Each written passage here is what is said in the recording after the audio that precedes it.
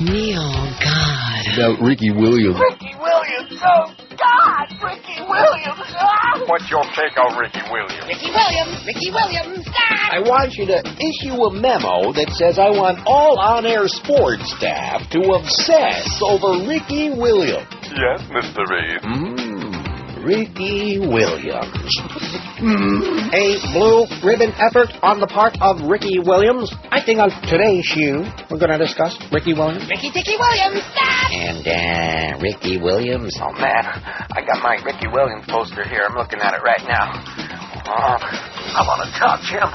Welcome to the WQAM online sport bag wish list. Enter fantasy name drop to express your desire. Dear Ricky Williams, I never asked another man for a date before, but I offer my heterosexuality up to the sacred altar of sports.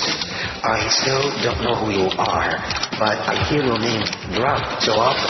I want you to fill me. Sincerely, No Life Sport Hole. Ricky Williams. Ricky Williams. All day. All night. Up your ass. And in your face. Only on Sport Hole Radio. 560 WQAM. 10:02 at 560 WQAM. Happy Tuesday. Yeah, I ate the Briar Score ice cream yesterday. I'm very sorry about that to myself. Not sorry to anybody else. I'm sorry. Am I sorry? No, I had a good time. My sugar's okay this morning. I'm not dying or anything like that. I've just learned to, fool Mother Nature for a little while. Then all of a sudden, go, it'll be like that. And then you'll say, oh, gee, I wish I wouldn't have given that free pass for Bastard Robbins. Well, no, I didn't go there because it's too damn far, Right. When I found out that my little Chinese market's got Briar's Score, I said, take me to your leader. Oh, I got the greatest email. Thank you, Ricky Ticky, if you're listening, which I doubt. He just got off the air, I guess. Oh, no, he's not on the air. That's right. See, that's force of habit. He can get off the air. He's not on the air. He can do whatever the hell he wants. He sent me an email yesterday that was so nice and so complimentary and so butt-kissing and so... And to you, too, as a matter of fact. Well, I can't wait. Hello, is Susie there? You going to read it or something? What? Are you going to read it or something? Bobby there, another one of the big shots. Blah, blah, blah, blah. I'll tell you one thing. He must have drank a lot of coffee doing those morning shows. Oh, I imagine. I drink a lot. Be all blah, blah, blah, blah, blah, like that. You would have to. The legendary Rickshaw. He ain't on the air anymore, but we're going to keep his memory alive. Plus, he offered to buy us dinner. Excellent. So you're going to read that email or what? Am I going to read it on the air? Or are you going to forward it to me? Listen, if somebody said something good about me, I need to hear it because it doesn't happen here or at home. I could read the whole thing on the air, I guess, if you want me to do that. I don't know. It's whatever. Kind of personal. Send me a copy. I'm going to put it in my folder. I don't like forwarding emails, okay? To me, it's kind of, I don't know. I mean, it's okay. It doesn't bother me. As long as I know who somebody's forwarding my email to, like that. But let's see. What am I going to do? I got to sign. Oh, one moment, please. See, now you threw off the whole timing of the show. I know. That's what I do. Sabotage. Well, I could always play something to Phil, I guess.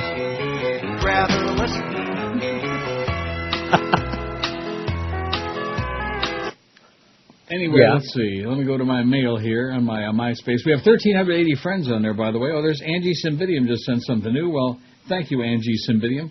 Let's see. Here's Ricky. It's long. You want me to read it? Yeah, or forward it to me, either one. I'm not going to forward it to you. It's a personal, private thing. I'd rather read it on the air. I don't want to do this. Huh?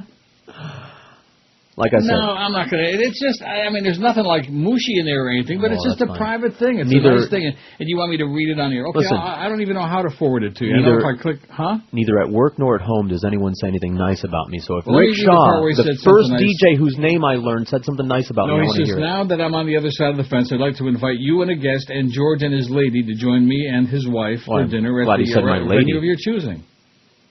He says, nobody appreciates what you do more than I. How do you like that? Nobody appreciates what you do more than I do, says Ricky Ticky Shaw. That's really nice. Sweet, doesn't even come close to it. Praise from Caesar. Praise from a legend, a real legend, not just a make-believe legend like me. I once upon a time was legendary, and then I went to work for Beasley's. Although, isn't it interesting how he started Miami? I guess he started Miami on QAM, am I right? Yeah, we got that sheet here. He started in what was it? 56? 64, 65, I'm not sure. 64? I don't know. What am I saying, 56? That's 51 years ago. This thing that we have is from 65, and he's on there, so at least. 65. Well, here it is. I got the 64. Fabulous 56 for 64. The year I was born. And there's Ted Clark and Lee Sherwood and Charlie Hudson and Jim Dunlap and Bill Withers and Rick Shaw. So he was there in 64. Well, whatever. I don't want to, make a whole show about Rick Shaw because he retired. He deserves a little bit of, a little peace and quiet now that they're going to dry clean that cap. $8.99 on our poll today. That's not too bad. What are we getting into that so far? I like that poll today. Mm-hmm. It's a good one. Be sure and paste it on Joe Bell's door, okay? Yeah, as if. Oh, as if you'd pay any attention to it. Speaking of your heroes, Lou Dobbs has got some problems. Mm-hmm. I don't want to say he's obsessed with illegal immigrants and illegal aliens and stuff like that. I think he's right. But he's obsessed. He's right. He's obsessed. Including about the leprosy. You know something? He may be right, but he's just a crazy person. Mary Shaw on the Smirking Chimp says, Lou Dobbs incorrectly asserts that immigrants are bringing leprosy into the U.S., eh? Leprosy. Oh, God, I think I got it right now. I got the bubonic plague. Let me take it to Woodbine and spread it around a little bit. Maybe let me rub it on the machine. It says, watch out, Mary says, your nose might fall off or worse. At least that's what CNN's Lou Dobbs would like you to think if we don't do more to keep illegal immigrants out of this country.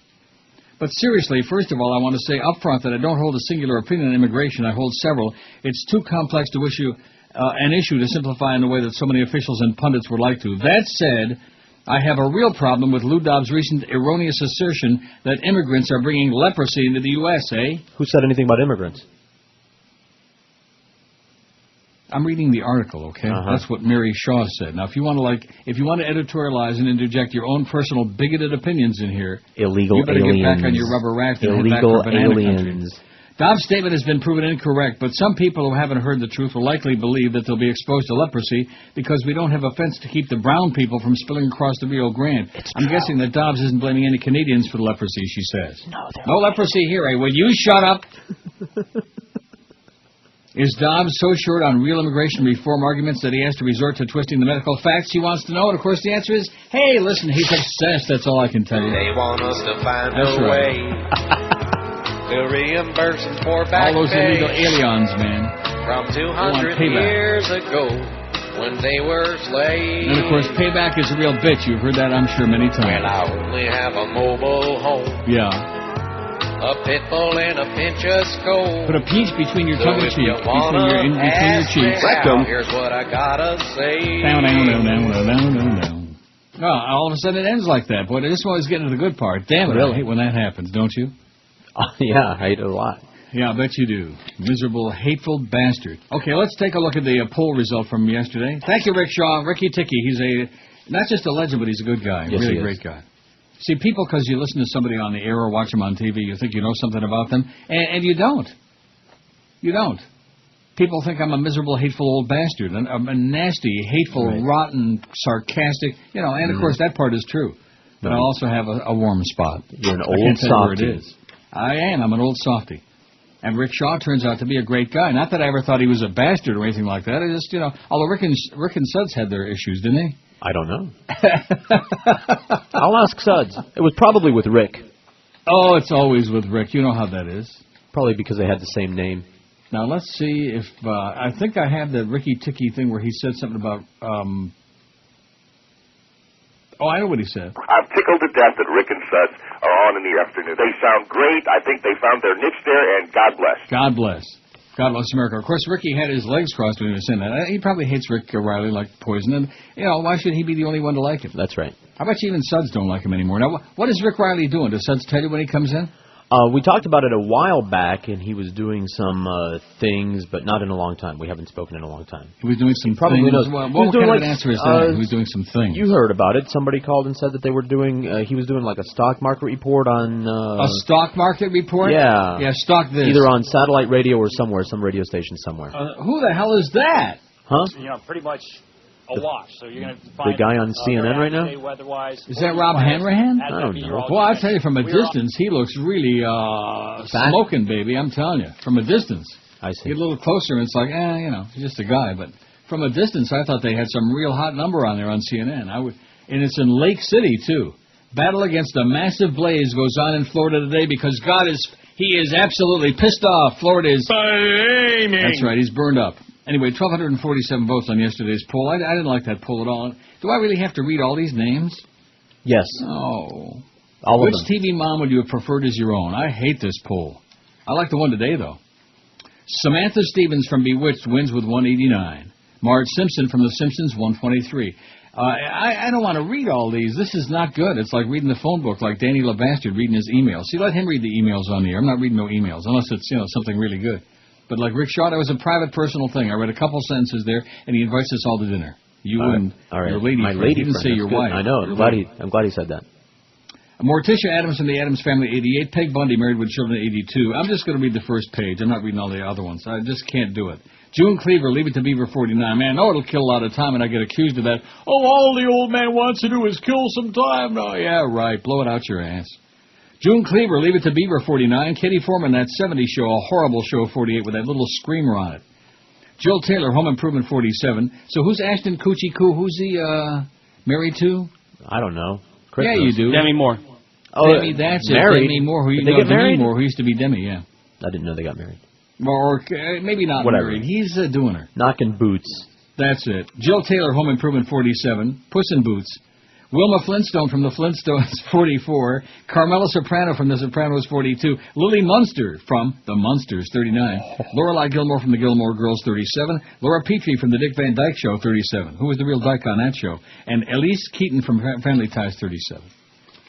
And Marion Cunningham from Happy Days is on the next page, but I better put that in there, 34. They like Happy Days because they like Fonzie, because he's dumb, and he wore a motorcycle jacket, and he talked like he was illiterate, and Henry Winkler, quite frankly, I think, pretty sure he's another one. He's another John Revolta. Deep in the closet. Watch the Runaway S's next time you see Henry Winkler on TV. Thank it, baby. They wanna... What was that? The restroom smells like roses after I am done. Can't understand why everybody's making fun. The restroom smells like roses.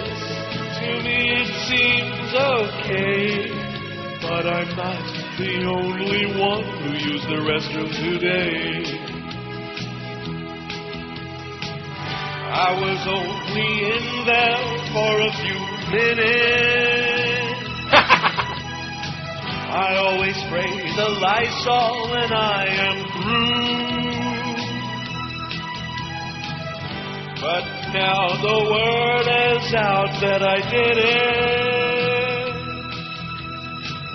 I guess I'll have to find somewhere else to do. Oh my God. I'll have to hold it in and hang my head in disgrace. When I get my hands on who spread those rumors, I'll bash in his face. 'Cause the restroom smells like roses whenever I am through. It smells okay to me. Oh, it smells like lilacs, man. I feel like I'm at Durant Eastman Park in Rochester.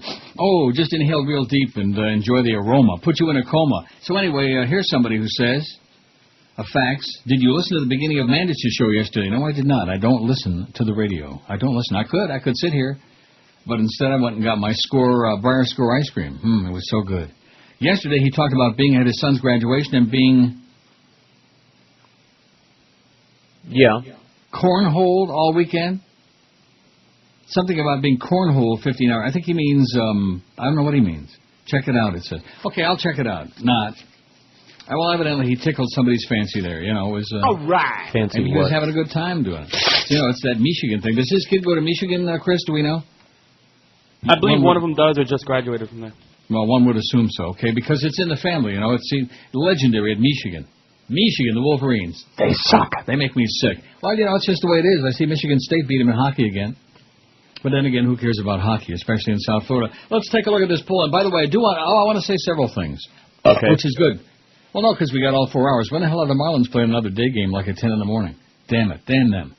Did they lose again last night, Chris? 7-zip. They lost 7-0? Yeah, he's off mic because he's bringing me my bacon, so. Oh.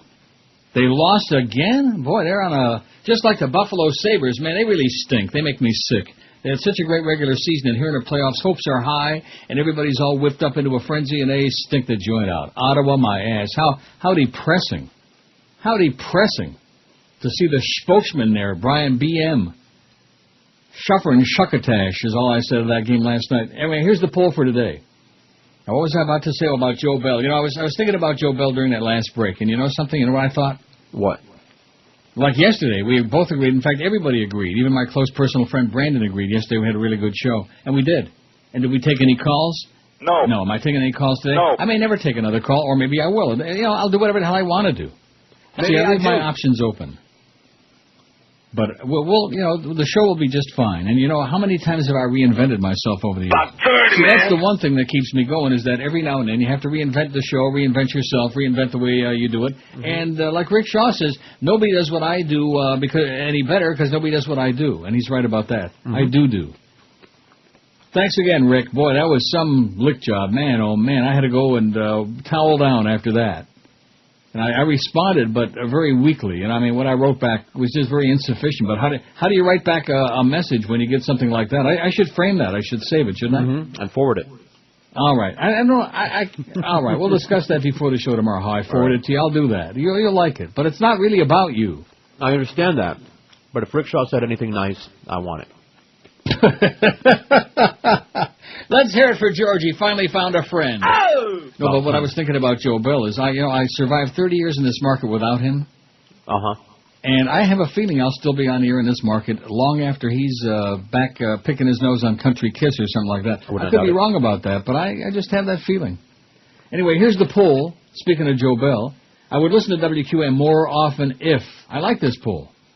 If there was more non-sports programming, 260, 27.4% of this non-sports audience say if there was more non-sports programming, they'd listen more to QAM. And that's what I voted. I already listened day and night, 166, 17.5% listen day and night. We love you like crazy, okay? We wish we had 1 million of those. If George had his own show, 145. Wow. Hold your breath on that one. I know. How about if George did a show on tape? Oh, and speaking of George doing a show now, you know that spot that you do? I'm sure you do. That 2-minute baby? Yeah. What is that all about? It's about money. I know it's a spot, and I know you're making some bucks from it, so there I'm not going to knock and it. The end. What? Everyone on every shift got to do one.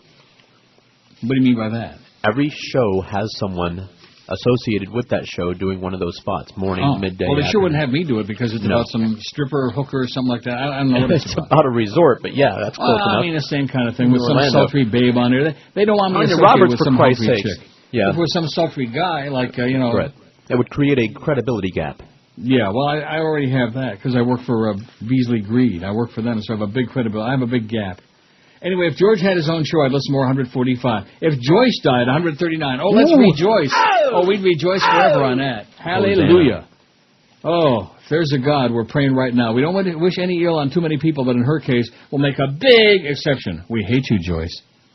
If Joe Rose came back, 106. Still no word on that. He's still, I guess, deliberating or evaluating or palpitating. I don't know. We sure like to have him back. I tell you that. He's a good guy. He does a great job. He's got a big audience out there. He actually belongs on the air. Mm-hmm. If there was more Geldy, 35. What was that doing on the poll anyway? How about if there was less Geldy? Try that one. Add that on there, Chris, or whoever. Who's adding the stuff these days? Right now. Chris, if there was less Geldy. If there was less Geldy, okay. Yeah, if there was more Geldy, he's got 35. But let's see, how about if there was less Geldy, they might listen more. I know I would. I come in here and glue myself to this thing every day if I just knew for sure that wasn't going to be. Well, it won't be because although he's on a lot this week because the Humper's going to the Freakness. If they played more tapes, 31. Joe Bell voted 31 times for that. Tapes my ass, okay? Joe, take your tapeworm and go get you some help.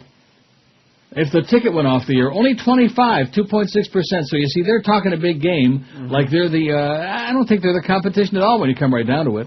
No, not ours. You know what I'm saying? Yeah. Even during the sports segments, I mean, there's obviously some people make a choice, but I don't think they're making that big of an impact. At least not with this crowd. If there was more dolphin talk, 24. If there was more dolphin talk, we'd have to do the show from the Seaquarium. God. If there was more hockey talk, 19. Oh, it's in last place until we added if there was less Geldy. We just put that on there. It doesn't have any votes yet. But it will. It'll get a vote. In fact, I wish I could change my vote. 961. Our goal is 1,000. Chris, I think, what do you think? Yeah, I think we can do that. Oh, man. No, I'm like reevaluating many things, you know. And the 4 or 5 of you idiots out there who think, oh, well, you see, we made him shut the phone off. That, something big deal. Big deal. I survived with or without the phone for a long, long time. 7 months I went that first time I tried it without taking any calls. Right. And you know what? The ratings were still good. They may have been down a little bit. We didn't have as many goofballs, but big deal. Because only goofballs want to hear somebody say, Prozac for the callers! Prozac for callers! Hi, Ron! Hi, Ron. That is so faggy, man. It is so pathetic. Hi, Ron. And they're sitting around there like, I'm surprised they don't have like a whole conference room set up, with the guy with the eyes and the guy with the fanny pack. And the Chamba guy, and Prozac Ron, and Reverend Jones and his boyfriend. They're all in a big pile. George is gay. Great show, Neil. I mean, I could do that by myself every day. I can just come on for 5 minutes, for 30 seconds, and just, recite what we would get if we took the calls, and then we don't have to worry about it no more.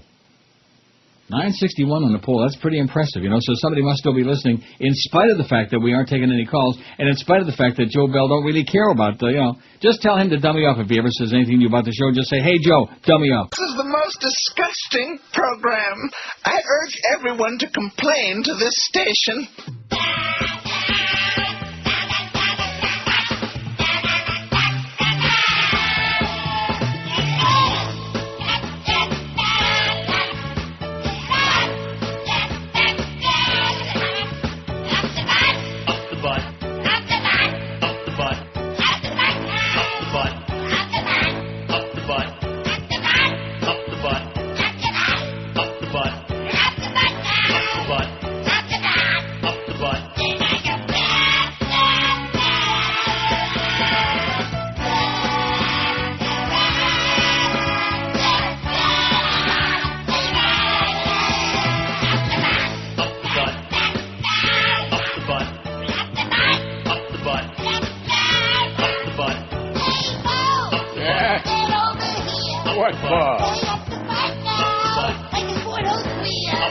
What are you, nuts? Up the butt. Right. Up the butt. Now see here. Get up your butt, pal, and cut the woods.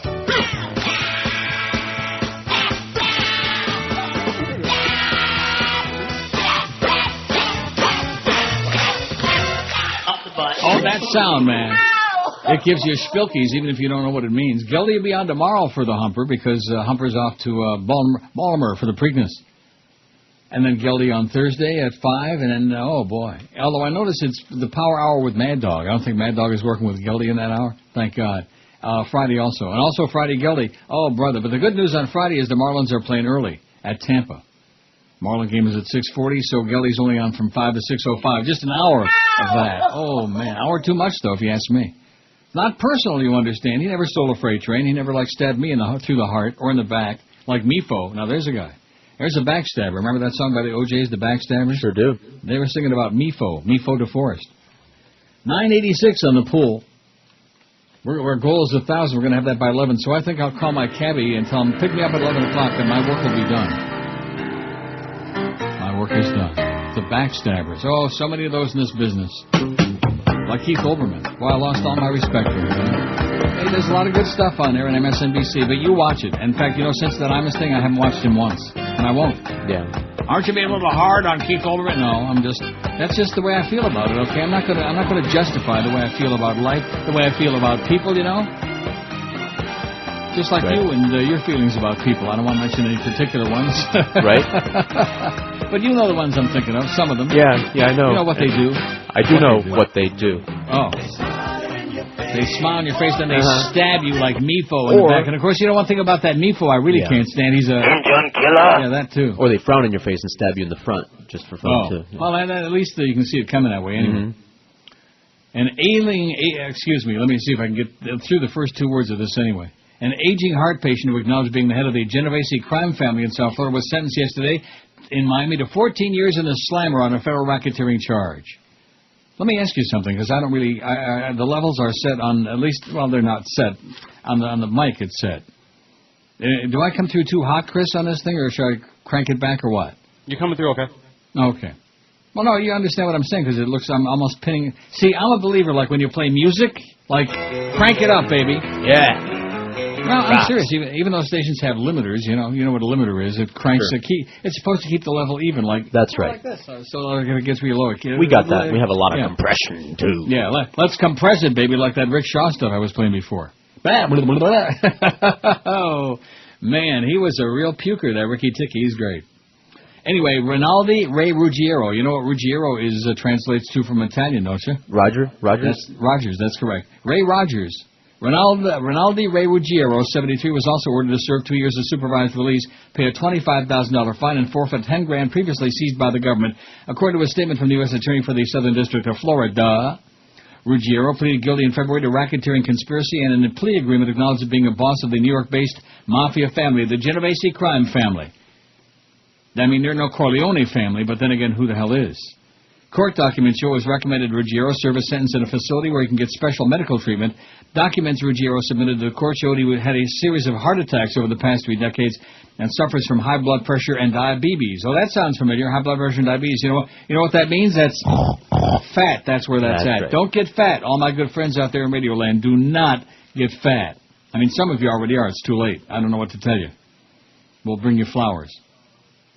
Ruggiero was arrested with 6 others in June 2006. In a plea agreement, he admitted that as a capo, or captain, he supervised a Florida crew that committed crimes including extortion, robbery, money laundering, and possession of stolen property. The group sometimes met at a restaurant Ruggiero owned in Palm Beach County called Sopranos. Oh, the same name as the HBO mob series, it says, as if we didn't know, as if. More than 12,000 phone calls recorded over more than a decade through court-ordered wiretaps provided details about the group's activities. Well, I'll tell you one thing about West Palm, man. There's a lot of good restaurants in Palm Beach. Man, West Palm and Palm Beach. If they let you over the bridge. If you don't look just right, they won't let you into Palm Beach. But I'm serious. There's a lot of good restaurants up there. Because I lost, that 100 pounds in about a year. Right. And the ass end of that, I was doing the protein-sparing fast, which is kind of like the Stillman. Well, it's not the Stillman. It was a different thing. Protein-sparing fast, where you don't really eat any food. You just drink that crap in water all day. You carry around a big jug. It looks like pink water, pink. It's kind of gay. And I did a great job. I lost 100 pounds. And then I started finding it again because I was in Palm Beach. And Bill Carter and his wife and I used to go to lunch and to dinner all the time and, eat manja. Oh, boy. And all of a sudden, all those normal-sized clothes that I was wearing, they start getting really tight, Oh, geez, there's something wrong here. How can people be so stupid, including me, It's not about that. What is it about? It's about power and willpower and self-control. Well, I don't have that.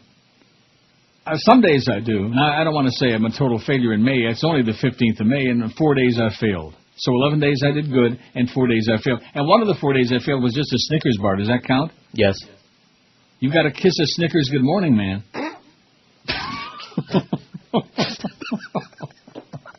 Ruggiero is the 6th defendant to be sentenced to the case and received the longest sentence. His co-defendants... Oh, come on, just calm down. They are chocolate. Yeah.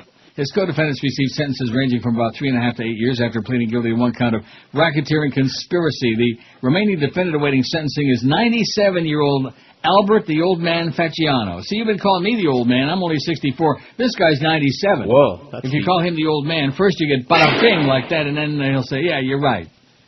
He pleaded guilty to a charge of racketeering conspiracy and tampering with a witness in February. Facciano had been scheduled for sentencing May 25th, but attorneys had previously said he's likely to face house arrest due to health problems. How can you be 97 and have health problems? Prosecutors, defense lawyers, and mafia experts have said they can't recall anyone that age facing crimes committed so recently. In other words, he was still 97, but he was still doing his thing, man. I like that. If you're 97, you can still be raping and robbing and pleading and whatever he was doing. I'm not saying he was doing those things. I'm just saying. He was 97 and still breaking the law. He was still a, whatever they call him. What do they call him? I don't know.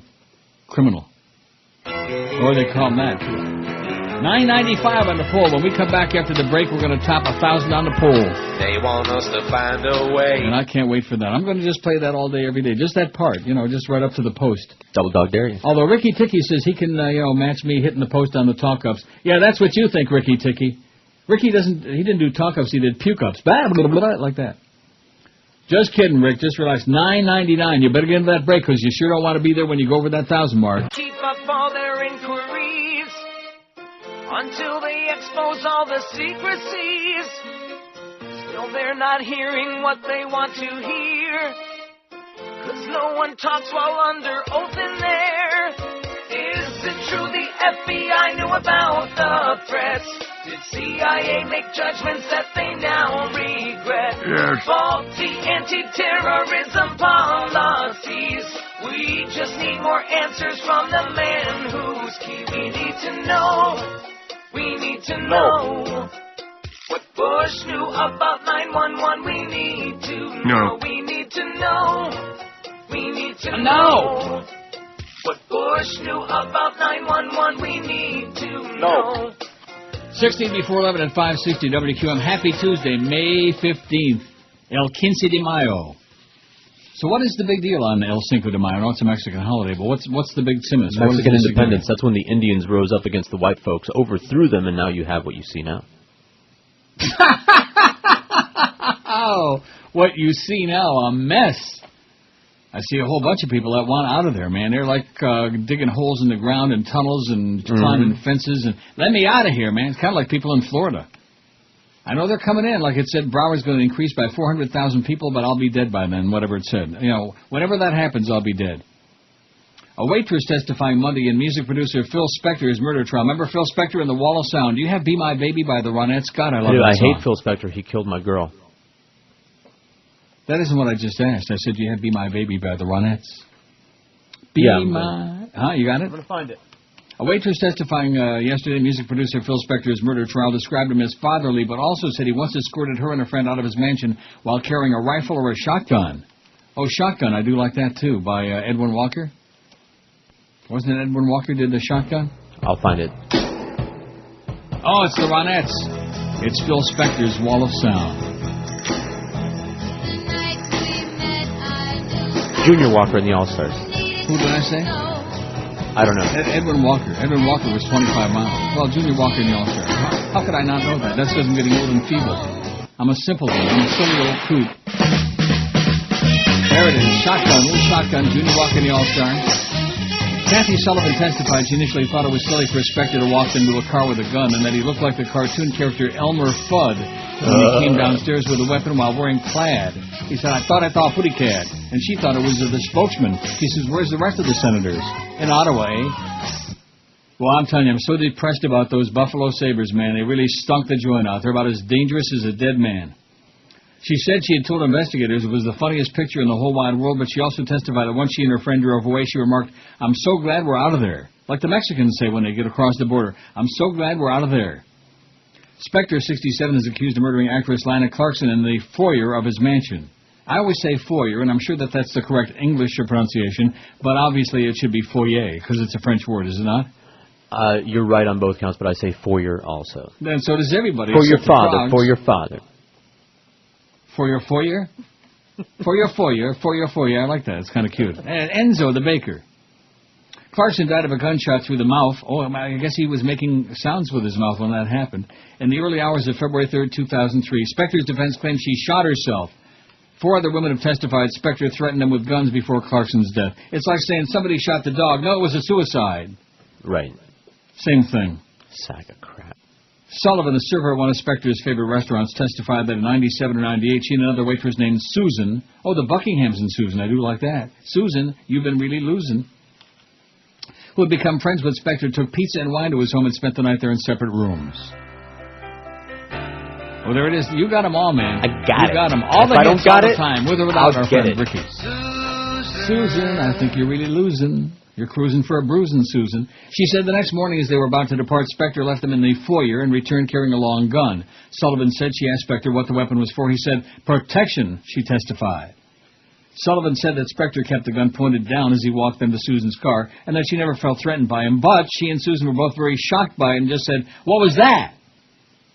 Yeah, he whipped out a piece and they said, what was that? Sullivan said the night before Clarkson's death, she and Spector met Clarkson, who was working. I was thinking about that Snickers bar just now. It was a cute line. Of course, nobody knows what. Thank God nobody knows what I was talking about. Sullivan said the night before, we can only hope, Clarkson's death, she and Spector met Clarkson, who was working at the restaurant, to a VIP room at the House of Blues, where she was a hostess. Spector ordered a series of drinks as they moved from restaurant to restaurant, but it never crossed my mind he might be inebriated, Sullivan said. No. After the first 30 or 40 pops, why would you think he'd be boozed up a little bit? Former House of Blues general manager Eric Berghammer testified that Spector did not appear to be staggering or having trouble moving in security videos showing him arriving there and later leaving with Clarkson. Oh, too bad it wouldn't have been Kelly Clarkson, you know what I mean? Yeah, bada bing. Right, I wouldn't have missed her. You said it seemed to you that Susan that Mr. Spector got a kick out of you, Rosen said. that prompted Sullivan to tell a story. Well, Susan and I were pretty crazy. We were working on a lounge act, she said, and we would go up to Philip's house, and she would bring her guitar, and we would do some of our numbers for him, which were clearly terrible. And they do a number for him. I bet a lot of chicks did a number for him. Get a nice recording contract, nice big fat one, light it up. And he would sit there very nicely, just sort of nodding. At the end of it, he wouldn't tell us to shut up. He'd simply say, have you thought about this song? And he would lead us to something else, like sex. It was just very kind and something like a dad would do when he saw his kid's ballet recital. Spector rose to fame in the 60s and 70s, changing rock music with what became known as the wall of sound recording technique. Clarkson was best known for a role in the 85 film Barbarian Queen. All the queens all the time. I've seen all her other movies, too. I bet you have, and I bet she was naked in some of them, too, or you wish. Topless. Was she? Yes. She was? Beautiful woman, yes. Lana Clarkson? Yes. She was naked, stark naked as a jaybird? Topless. Wearing a thong. Oh, thong. Maybe she was singing the vampire thong. movies. She was on. Maybe she was singing the song for Phil Spector. You think so? He was also in Barbarian Queen 2. He thought he saw a putty cat. All right, let's take a look at this poll and see what the significance of this is for our future and the future of QAM. Now, who used to say that? Was that... Rock solid. Big O, yeah, figures. What do you mean used to? He still does that? I don't know. You think I'm up 5 to 7 in the morning waiting to hear the Big O? Do you really believe that? Are you? First of all, even if you were up at... Yeah, you'd be sound asleep. Who the hell's awake at that hour? On QAM. Oh, my God. I remember the first time I heard that, and I thought, is this serious? Is this like a put-on? And it's not serious, I'll tell you that. Oh, and speaking of being serious, I told you this before the show, and that is that every newscast now, like at the end of ABC News, has got a segment, a whole segment on, well, since the IMUS thing now, everybody's getting fired, nobody can say crap. See, at least we're conditioned already. Because we couldn't say crap before IMUS got canned, so not much is going to change here. We can't play, like 90% of the bits. I can't say crap. We can't do anything. So thanks to Joyce, we don't have to worry about that crap. Well, I mean, 1022 on the pool. We got way over 1,000. I bet you, what's Chris thinking today? Like 1,300? Wow, would that be something on a Tuesday in the middle of El Quince de Mayo? Yeah, it sounds good. It really is the dog days already. That's pretty sad commentary about a horse and buggy town that's supposed to be like a major metropolitan area, but never has been and never will be. It's still it's just a big spread out hick town. Am I right about that? Oh, yeah. With a whole bunch of unconnected bedroom communities that have nothing to do with each other. Just there's no core. It's just there's a big no grid. core. I mean, it's rotten to the core, but there's no core. And then when we get to the story about the rude drivers, how come I got that way down in my pool here, in my pile? Where the hell is it? Maybe I threw it out. Oh, here it is. Everybody's talking about that. I even heard Kenny and Bo talking about that. I wonder, what's that got to do with sports? They're going to get called on the carpet again. Better call Dry Concepts to clean that carpet because they're getting called on the carpet a lot these days. You guys aren't talking enough sports. Sports. It's a sports station, you morons. Talk sports, and then maybe you can do like a 1 share instead of that 1/8. I would listen to QM more often if we have 1,028 votes. That is staggering. That's pretty impressive considering the fact I'm not taking any calls and we're supposed to be out of business. I'm a doddering old fool, you know. And we got Paul and Ron are on 15 hours a day now. And we got that loudmouth from New York talking a lot of crap and making up all kinds of garbage about the ratings, which he doesn't know a number from his ass. I would listen to QM more often if there was more non-sports programming, 290. 290, baby. That's 28.2% non-sports programming. Not more sports in the morning. Although since they got Dull Kimba on there, I mean, what's he going to talk about? Although I do want to hear a lot more about Kenny getting laid. Not. Oh, God. A lot of pukers out there, you know. Now, Ricky Ticky, he was a good puker. And he puked his way to success for 50 freaking years in the business, man. 50 years. Like that. Like Bela Lugosi. In fact, give Rick Shaw, next time you talk to him, give him Johnny Depp's number. Okay. Like Bella, you know, had to call up Johnny. I would listen to Kim more often and I already listen day and night, 174, 17% loyal. Man, that's what we like. People that are just, maybe their radio's broken, they can't change the dial. That's okay, we'll take it. If George had his own show, 158. Well, 160, you just got two more. And I think it's probably Clarence and Joe Bell. That's right. Not. I'd listen to QM more often if Joyce died, 149. Woo! We should have probably put on there, but don't change it, Eric. Oh, if the Joyce died bonfire a wicked party. Death. A wicked, nasty, painful death. The kegger we would have. Oh, talk about well-deserved. Paint my body and dance on fire naked. Sow, nasty sow. How now, you sow? If Joe Rose came back, they'd listen more, 111. Well, that's, I don't know. I guess, who knows what he's going to do. Does he even, you know, I told them, didn't I say that when they blew him out of there the first time? I said, boy, that was a bad mistake. And when they lied to him and they put Stern on and blew him out again, then I said that's where they really broke it into a million pieces. And here you got all these people, the Beasleys sitting around. There's Jolly Joe sitting on the floor like a little kid, and they got these million pieces like from a jigsaw puzzle. Well, let's see. I think this one fits in over here. No, it doesn't. If there was more Geldy, 36.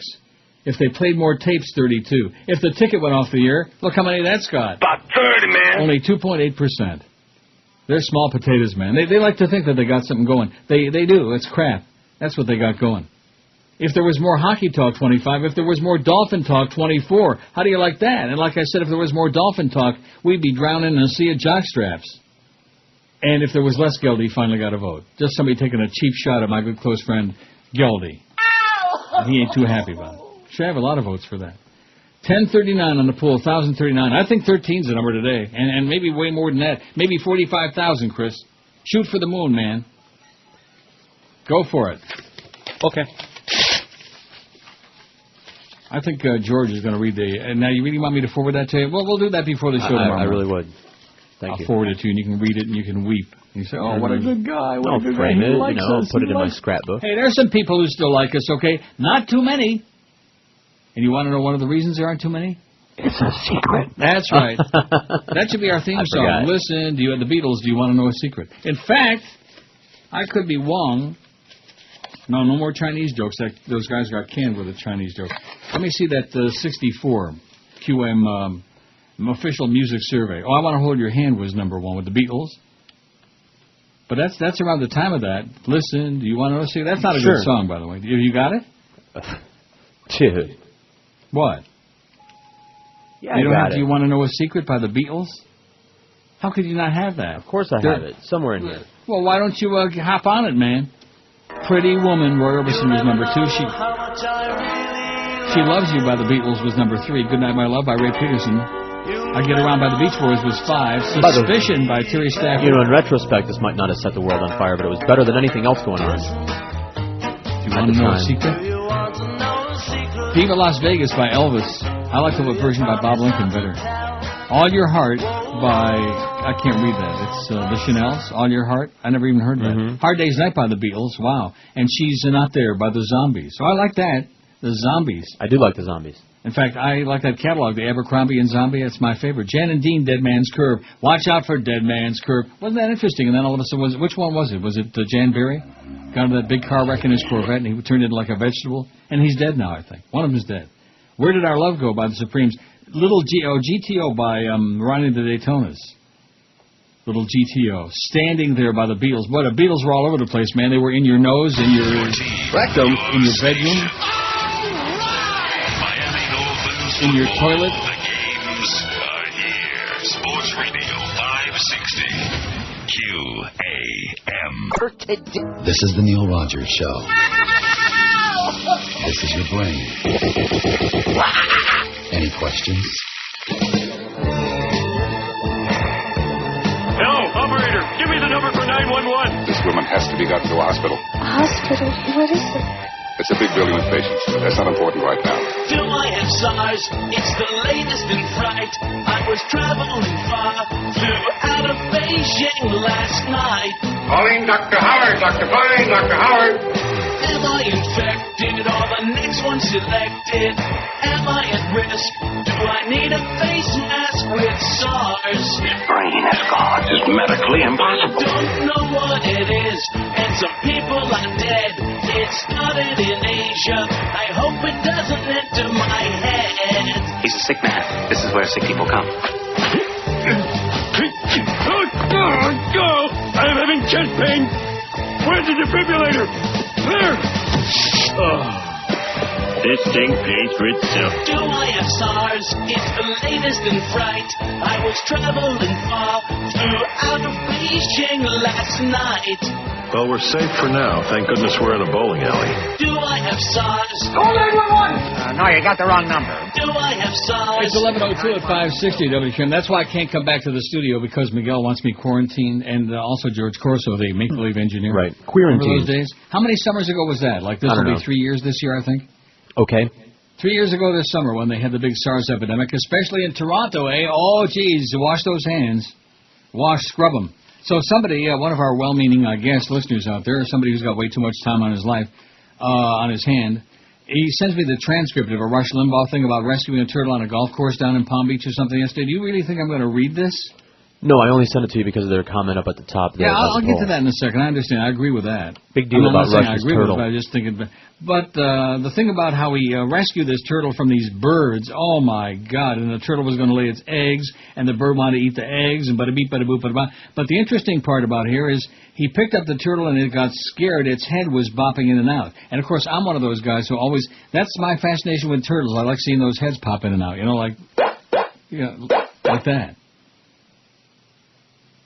Turtles I'm talking about. Yes, I understand. I thought maybe you got confused. Well, they're those candies, those chocolates. See, there you go again. Planting the seeds. Planting the seeds of sugar cravings. I don't have any sugar cravings right now. Me either. Although I would like to kiss a snicker good morning. For the poll, I would... Sorry, that was just I just snickered. Yeah, you just sniggered a little bit. It says, I would listen to QM more if they had less commercials. I don't care about Rush not using... It's got the transcript of the story he described about rescuing a turtle on a golf course. I mean, talk about boring and ponderous, and not only that, I'm going to, use his material. I got news for him. I may steal somebody else's material, but it sure ain't going to be Rush a bimball. Man, pop a couple more. He's probably feeding oxys to the turtle. That's why its head was bopping in and out. I've seen some of that action. 1061 on the pool. Now, let's add that on there. If they played fewer commercials. How's that? Got it, Chris? Can we handle it?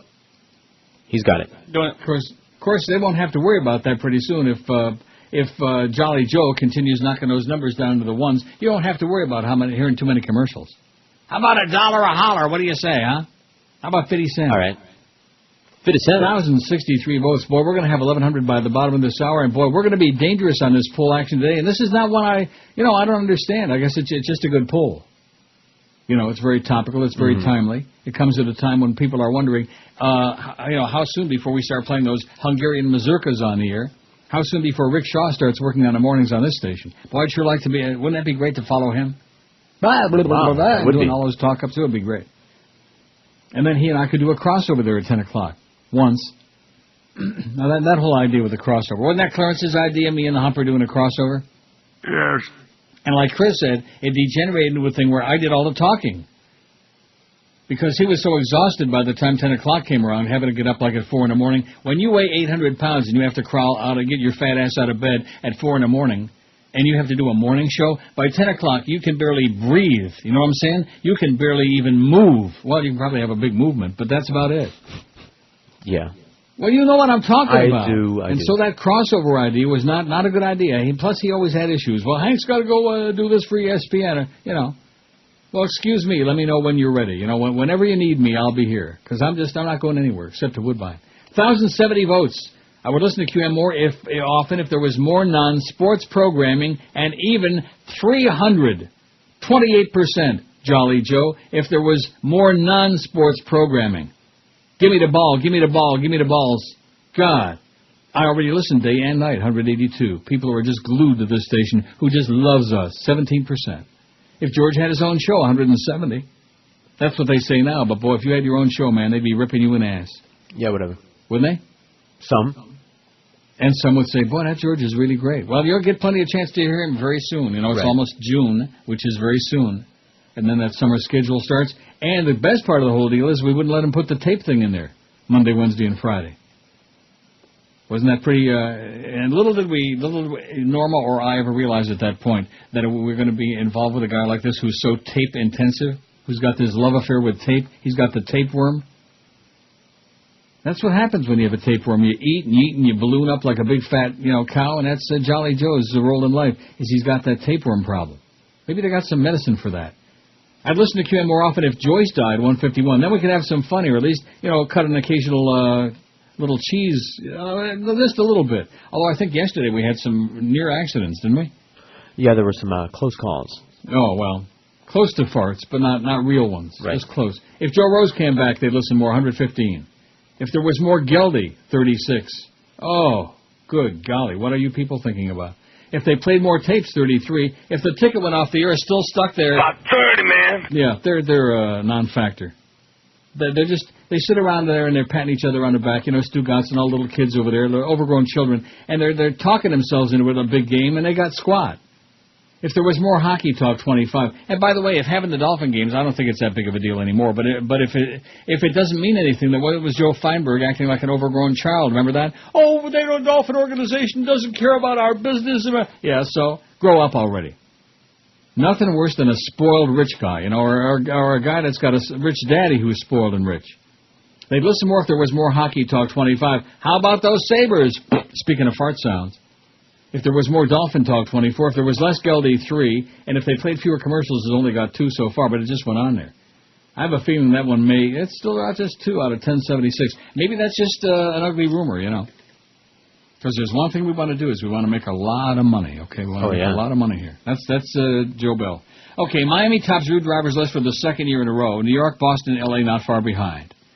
See whether it's sexually transmitted disease, whether it's slime balls, whether it's illegal aliens, whatever it is. We're number one, That's it. For the second consecutive year, rude Miami drivers have earned the city the title of worst road rage in a survey released today. And see, people like to give me a bunch of crap. Oh, that Neil is so negative, you know, and he hates this town. Yeah, I'm not negative. I'm just honest. I wish that it was like a real living and breathing place. I invested a lot of my life there, and look, I don't want to know part of it. God, what a place. What does this fax say? Heard you mention Ronnie in the Daytonas. Ronnie's alive and well. He's a barber in Ormond Beach. He used to cut my dad's hair, says Frank in Melbourne. Now he's cutting what's left of my brother's locks. He's a really nice guy and still has a hand in the music business. He's got a hand in it. Like Father O'Toole, he always had a hand in it. Or on it. Okay, getting back, it says Miami motorists said they saw the drivers slam on their brakes, run red lights, and talk on cell phones, according to Auto Vantage, a Connecticut-based auto membership club offering travel services and roadside assistance. Other cities near the top of the rude drivers list were New York. Rude New Yorkers? What a concept. Boston. And what have I always told you about the drivers in Boston? The worst. I mean, maybe not now, I don't know. Because when I lived there, it was 100 years ago. I lived there in the early 60s. Oh, my goodness. Boston, L.A., and Washington, D.C.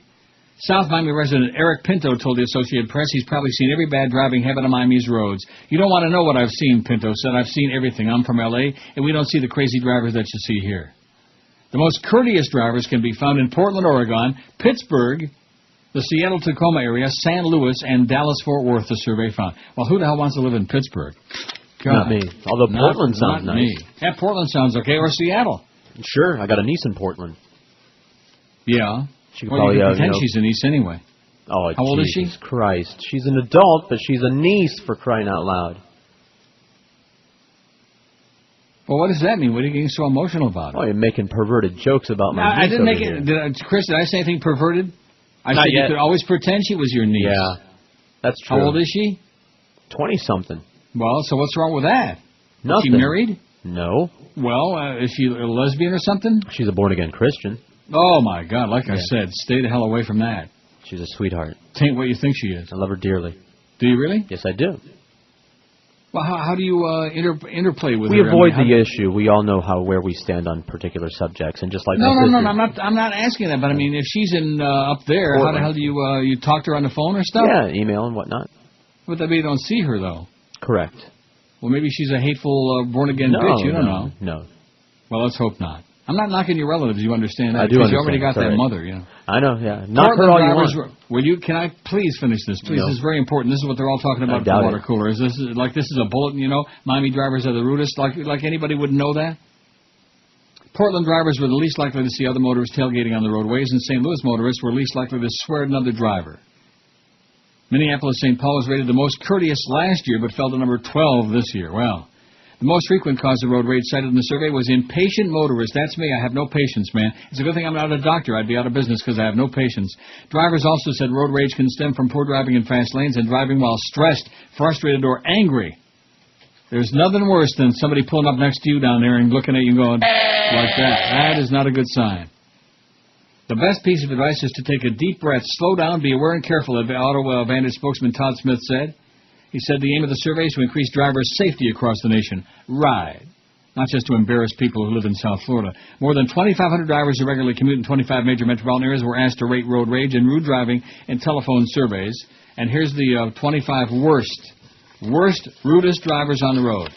You ready? I've got to do them fast. Miami is worst, followed by New York, Boston, L.A., Washington, D.C., Phoenix, Chicago 7th, Sacramento, California, Philadelphia, San Francisco, Houston, Atlanta's 12, Detroit's 13, Minneapolis, St. Paul, Baltimore, Tampa, San Diego, Cincinnati, Cleveland, Denver's number 20, Dallas, Fort Worth 21, San Luis 22, Seattle, Tacoma 23, Pittsburgh 24, and Portland, Oregon 25. Dead last, which is a good thing. It means they're polite. Like here, polite, friendly, calm, not hysterical, not angry, not foaming at the mouth, not like that. Not giving that the Toronto Bronx cheer. This station presents Real American Heroes. Real American hero. Today, we salute you, Mr. Neighborhood Association President. Mr. Neighborhood Association President. You campaigned for weeks, held barbecues, shook hands, and kissed babies. Now, you are in complete control of the planned community covenants, and you rule with an iron fist. A development dynasty. Yes, Mr. Neighborhood Association President, you enforce fence heights, garbage container uniformity, and lawn watering schedules armed with the wisdom of King Solomon. Is my hedge too high, Your Grace? You even judge the holiday decorating contest. And your house always wins, yeah. So the next time you're digging up your mailbox post because it's 1.5 inches too short, put down your shovel and raise your arm and salute to the Sultan of Suburbia, Mr. Neighborhood Association President, a real American hero. Mr. Neighborhood Association President. What? No, I wasn't going to put in a pool. No, not me. And as we call him in South Florida, Mr. Condo Commando, look at this email going around urging motorists to boycott gas nationwide today. Are they doing it? No. Is it going to have any impact? No. It's like farting into a windstorm, man. It's like farting into a hurricane. Just don't make that sound. Oh, yeah. Well, hurricane sounds, right. We shouldn't be talking about it either because real people don't fart, okay? That's just something that perverts talk about and pretend happens. There's no such thing as a fart. What you smelled, it was just your imagination. Mm-hmm. And, I just want to say this. There's Sean. I'm sure he's not Sean the pool guy, but there's a Sean on our MySpace who's got like this mouse. I don't even know what it is. Not a real picture. And he says he doesn't know how to put a real picture on whatever. Low down dirty liar.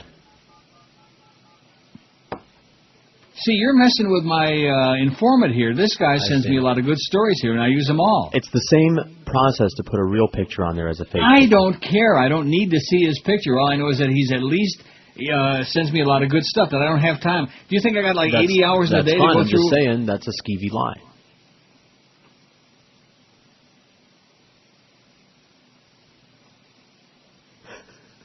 You're going to screw up my source, man.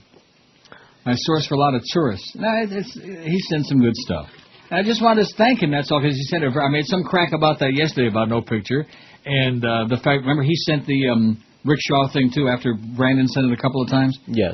And he sent it, and so did the guy with the palm tree who also has no picture. I don't really care, if it's somebody that sends me some useful crap. What do I need to go through a big song and dance? You're just a bastard, man. Well, that's a fact, but I know it's a fact. It's also we got a fact 11:07, by the way, in the poll, Chris. 11:07. Wow, I'm in heaven.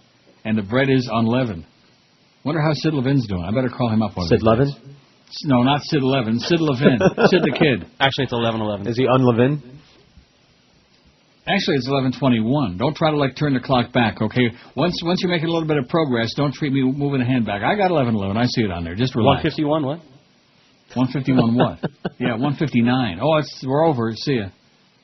The man who once played the son on TV. All I'm doing is saying this guy sends me a lot of good stuff. I'm just trying. I want to be grateful to people who are good to me for crying out loud. There's some good people on that thing. I'm sure he's a great person. I don't know if he's a great person or not, but he's certainly very useful. And I just wanted to realize I appreciate what he's doing. And he got all not bent out of shape, but he got a little bit defensive. Mm-hmm. You don't have to be defensive. It's just a radio show, for Christ's sake. And you don't have just to make like up a lie Ricky got all either. defensive You yesterday. say, I don't want to. You mentioned I haven't just relax. I'm not talking about Ricky Ticky Shaw. I'm talking about Ricky, our friend with all the girl problems. Just go for it, Ricky, okay? Let us know how it is. In fact, George says, share it a little bit. Not what he's getting. How do you know that? He's getting Taurus. I already got that. The man who once played the son on TV is married with children, has been arrested on charges of marijuana possession and disorderly intoxication, police said. New Smyrna Beach. What a horrible place. I don't know. I've never been there. It just doesn't sound good. David Anthony Faustino, 33, who played Bud Bundy in the TV sitcom, was arrested in New Smyrna Beach over the weekend after an officer saw him arguing in the middle of the street with his ex-wife. The couple, who told police they'd been drinking, little drinky poo here every now and then, were arguing in a silver car on Flagler Avenue at around 2 in the morning Saturday, police said. Their fight didn't get physical, but officers later found a clear bag in Faustino's pocket that carried about a gram of marijuana. Oh, let's get back to that again. How much is a gram? Now, did you learn? No. In fact, my friend Matt on MySpace sent me like a whole, I guess he's the voice of experience. When I go to Canada or overseas, I'll take a conversion chart with me, but up until then, I don't need to learn that. Gram? Right. But I thought we discussed this before. We did, and I forgot it immediately. The 5'3", blue-eyed, brown-haired star known for his TV role as a son in a dysfunctional family was arrested early Saturday morning, taken to the Volusia County Branch Jail, and released the same day. David Anthony Faustino. Bud Bundy. I didn't watch that show. I hated that show. I thought that was one of the dumbest shows. I mean, Married with Children. Do you think that that guy was funny, Al Bundy? In the early days, I thought it was a funny show, and it got unfunny, about must have been by the second episode, because, boy, I couldn't watch that for love of money. It's not for you, you know. It's a lot of inside... What do you mean by that? It's not for... What does that mean, it's not for me? It's inside family comedy. Like, if you were a married guy with children with a horrible, abusive wife, then you'd think it was hysterical. So you're saying that you're a married guy with a wife and a horrible, abusive wife and horrible children? How did that go again? My children are great. Oh. Well, thank God he's not ripping the kids yet, anyway. Yet. Just wait till Sabrina gets married or starts getting serious with some guy. Then you're going to start getting really psychotic. Then you're going to lose it. Oh, this guy is such a retard and such a son of a bitch. And I have nothing but confidence in her taste. Okay, well, that's good. Put that on the record. Have that tape ready, Chris. Mm-hmm. Have that tape ready so that when she comes home and says, Dad, I decided I'm getting engaged, and you're gonna be checking that guy out from head to toe. In fact, I'll tell you what, if he's good looking, I'll check him out for you. Okay. He's got to pass your inspection? He's going to pass the inspection. I'm going to check him out from head to toe, every cranny and nook. Every nook and cranny. Granny's going to check your cranny, sweetie. Uh-oh. What are you laughing about? They want us to find a way. Told myself a joke. 11:22 on the pool. Boy, I'm telling you, the votes are pouring in. This is what we need, man. We need a miracle. It's like the Buffalo Sabres, man. They're down 3-0. They got a Chinaman's chance in purgatory, and a chance of even winning a game in that series, I think, is non-existent. That's what we need, is a miracle. All these years that I've been, faking my way through or whatever, doing this, like Rick Shaw says, there ain't nobody like me, and he's right. Thank God for that. And did all those years, succeeded miraculously without Jolly Joe Bell, and now he's doing his damnedest to see that we fail, because, misery loves company. They don't want, just the rest, some of the other guys to fail. They sure as hell did everything to make sure that the Humper failed. Look what's happened to him. He's like a broken old man now. I shouldn't have said that, should I? But it's true. One of his biggest fans told me that this morning on the email here. Said, man, had some caustic comment to make, and I thought it was very appropriate. I mean, it was very over the top. Oh. That's what happens, though, when you keep screwing people around, man, and messing with people's lives. And you put them on in the morning, and you put them on in the afternoon, and you put them on over here, and you put them, they just don't, they haven't got a clue, man. They broke it, and it's smashed. We need a miracle. We need this audience. We need to mobilize the 50 people we got left to go out there with sandwich boards and posters and signs and, oh, God, like something. Am I right? We need something. Yeah, a little something. Somebody throw us a life raft, man. We're drowning over here. Calling your child a pig or anything else is improper and inappropriate, and I apologize to my daughter for saying something to someone that I really meant to say to someone else. And I realized that, that was wrong. I'm sorry. But I had never done this before in my life. I'm sorry to anyone that was offended by what happened. I'm sad about the way it all played out. I didn't know. So I've asked NBC to let me out of my contract and let me leave the show. If I never acted again, I couldn't care less. Alex, thank you very much. Thank you. I love you. I do. Love you. Boy, that was short and sweet. Boy, caught me right off guard. Right guard. Yeah. Oh, I did use a little too much, I think. There's nothing worse than people who don't use deodorant, man. There are very few things worse than that. I mean, wearing musty clothes that you've been sleeping in, that's not too appealing either. But at least smear a little, spray a little something. Put some mothballs in it. 11:41 in that poll. Boy, we are really super duper dangerous today, man. That's a good sign, see? Sure. I think we're still doing a little bit here on this show between 10 and 2. Not a lot, but a little bit. Because I've got a feel for it. What? Under the circumstances, the best we can do.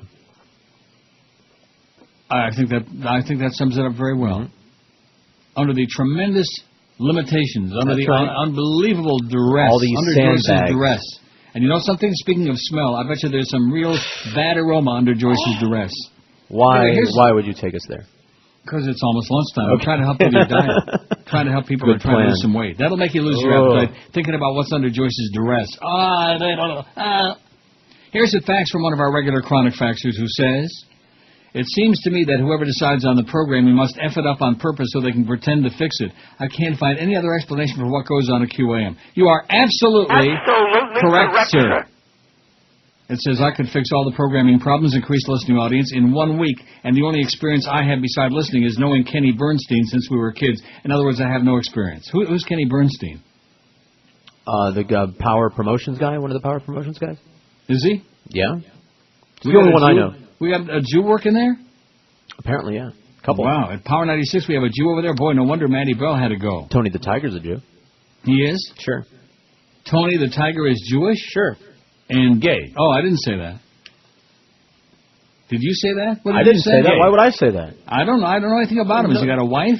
I don't know what he's got. Girlfriend? Boyfriend? I don't know. Both? Maybe. I don't know. By the way, that our good friend Ricky out there, boy, he's got some great stories. Yeah, maybe I'll forward you that one. Maybe he'll write it. I think he'll write it to you. Oh, it's a lengthy story. If you think the last one was good, this one is even better. Wow. Does this one have sex rather than violence? I guess, you can't have one without the other, so it all depends on how horny you are, how desperate you are to get laid. I don't know. I just wish him all the luck in the world. They do walk hand in hand. He's good people, you know what I'm saying? Good people, and he deserves better than whatever fate he's getting there. Just stay away from the crazy people, Rick. That's all I can tell you.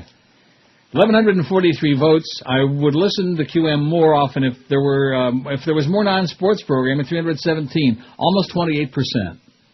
I already listened day and night, 186. I listened so much I got QM coming out of my ears, 16.2%, 186. If George had his own show, I'd listen more, 175. If Joyce died, 159. Die, Dianu, baby. I would dance naked in the streets. If that bitch would die. Soon, like this week would be good. What a good week for Joyce to die. If Joe Rose came back, 121. If there was more Geldy, 40. Why are those people doing that? I guess because they can, because this goofball put it on the poll. Good poll, by the way. Thank you to our friend at University Dodge, whoever that is. Probably one of Kimba's boyfriends. If the ticket went off the air, 35, a mere 3%. They are non-compass weenus, man. They're like a little thorn in our side. That's all they are, just an annoyance. If they played more tapes, 34, we'd listen more. Right. There you go, Joe. Hop on that. If there was more hockey talk, 28. If there was more dolphin talk, 26. If they played fewer commercials, it's starting to make a move. It's up to 14. From nowhere, from zippity-doo to 14. And if there was less Geldy, he's got solamente ocho. 8. Well, you Geldy fans, man, you're going to be jumping for joy the rest of the week, starting tomorrow. I mean, Humper's on today. Oh, and as a matter of fact, look at that. Look, did I read this? I don't recall finishing the schedule. I never did get around. I don't recall you starting it, so... I beg your pardon? I said, how's it going? 2 o'clock, we got the Mad Dog. You're right, I never did start it. Well, that's bad. I try to promote the schedule. Like, Mad Dog will be the guy that'll tell you. He says, I sure know how to sneak that stuff in there and cross-promote, like that awful Kenny and Bo morning show is on 7 to 10. I mean... Anyway, Humper follows with the Mad Dog 4 to 5 in the Power Hour. That's my brainchild, baby. So listen to it and just say, oh, this was Neil's idea. And then, even if you don't like it, but at least it's my idea. 5 to 6:30, it's the Humper at the ESPN Zone in Baltimore because that's where everybody is for the Freakness. Now, what's the horse? Street Smarts? Is that the one? Is that his name? Street Smarts? I don't even know. I forget already. Well, it's like almost 2 weeks ago. It's a week and a half. The horse that came from 19th and won the Derby, going away, just demolished the field with that ancient jockey, man. Calvin Burrell, a guy about 400 years old. You got all bent out of shape because Sean the pool guy just mentioned his name in that fax, and you got all over him like stink on Joyce, man. Just because he barely mentioned it. He's always talking about harness racing. The Kentucky Derby is not harness racing. The Kentucky Futurity is harness racing. Let's talk a little bit about that. Let's talk about Frank Irvin and Brett Hanover, what do you say? Or Ralph Baldwin and Speedy Scott. Or like that one old coot called in a couple weeks ago. Let's talk about who raced against Una de Mai. Remember that guy? Yes, At least 140 years old. Are you still with us? I'm right here. Oh, Marlins on deck at 6:30 following the Humber show from Baltimore. And then the Marlins at Pittsburgh to take on the Pirates. Boy, what a franchise. 7:05, followed by Game Night with Eddie K after the ball game. Now let's see what this is. Jonathan Plantation says, did anybody mention the crank caller who spoke about you on the Jim DeFetus show this morning? No, it was funny as hell and took him totally by surprise. Oh, I thought that the next paragraph was connected with that. It says, by the way, I miss waiting on a bowel move. I wish we could have a Joyce-free day just once. Oh, well, I can dream. He says, keep up the good work and keep playing that Florida cheer. Yeah, this is what the drivers say to you when you pull alongside, roll down the window, and they go like that. It's just so damn appropriate, he says. Hey, you new to Florida? Well, guess what? Now, waiting on a bowel move, can we play that? It's just called bowel moves, as you know. Yeah, I know. It's one of those Steve Nichols babies. You know, I don't think there are any sounds in it, are there? I don't think so. Are there any excretory sounds? Well, we can always dump it. Oh, he didn't say that, did he? Hands too tight, seams busted out. Uh-oh. Just had a big burrito with beans and rice. The salsa on top with some extra spice.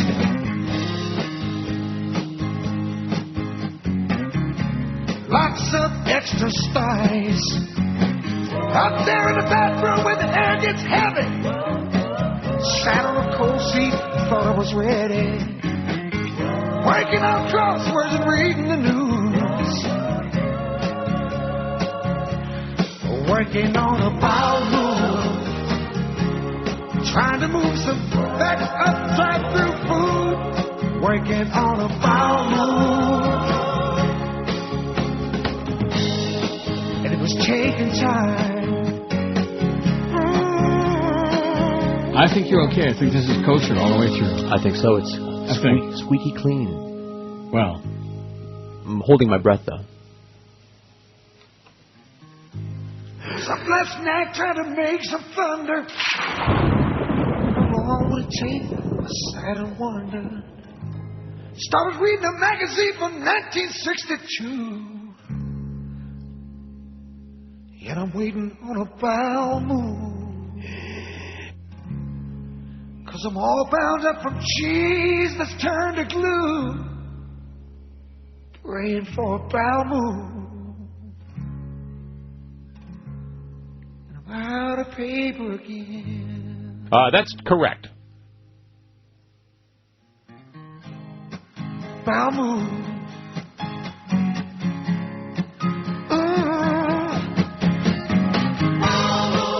Ain't it funny how it takes so much time? For a bowel move. I want to remember. I should have brought my camera.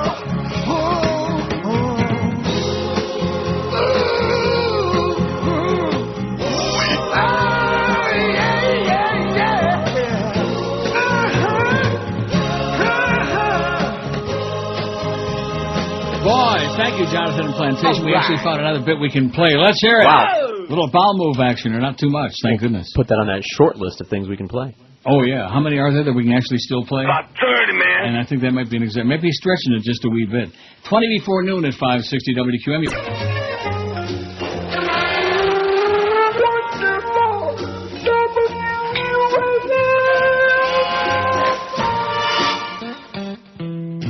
Now, unlike the other one, this one, you'll remind me toward the end, toward the ass end, if I can say that. This one got to be chopped off. All right. Got to be cut short.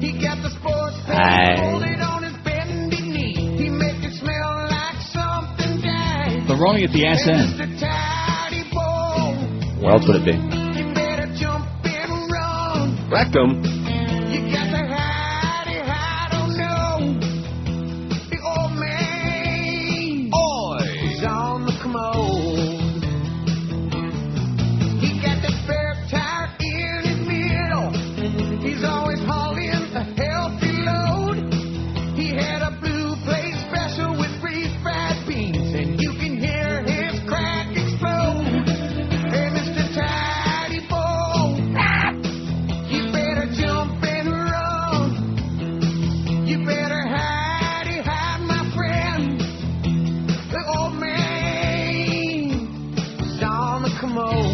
Hey, be careful now. No, it's got a long way to go. Oh, does it? I think. Well, maybe not a long way. He's on the commode.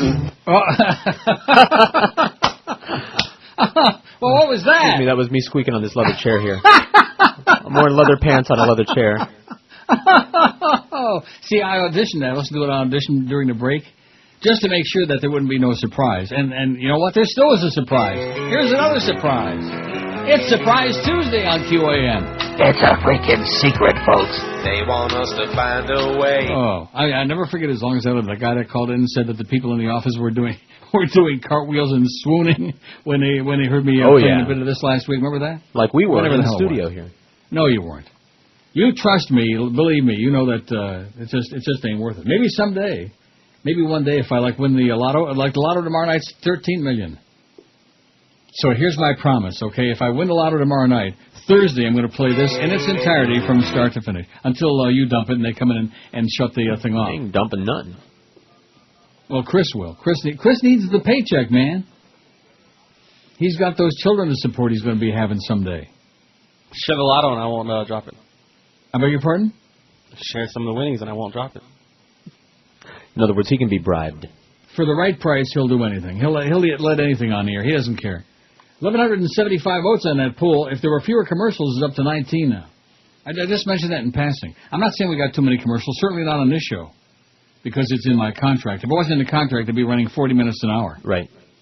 You know that damn well. Yeah. We're only running 20 minutes an hour. People don't realize it's a constant fight to keep the commercials as low as they are. In addition to which, it's not just the commercials. There's another thing we've done on this show, and that is we've prevented, except for those baseball ones, and those really frost my ass. What's the point in that? Don't we know what a home run sounds like? Although, quite frankly, I know what a home run sounds like with a real broadcaster calling the better, you know. Sportsier. But why do we always have to have these clips from the game? Like these people are so stupid they don't know what a is good. Baseball game is. You know. Sports is good.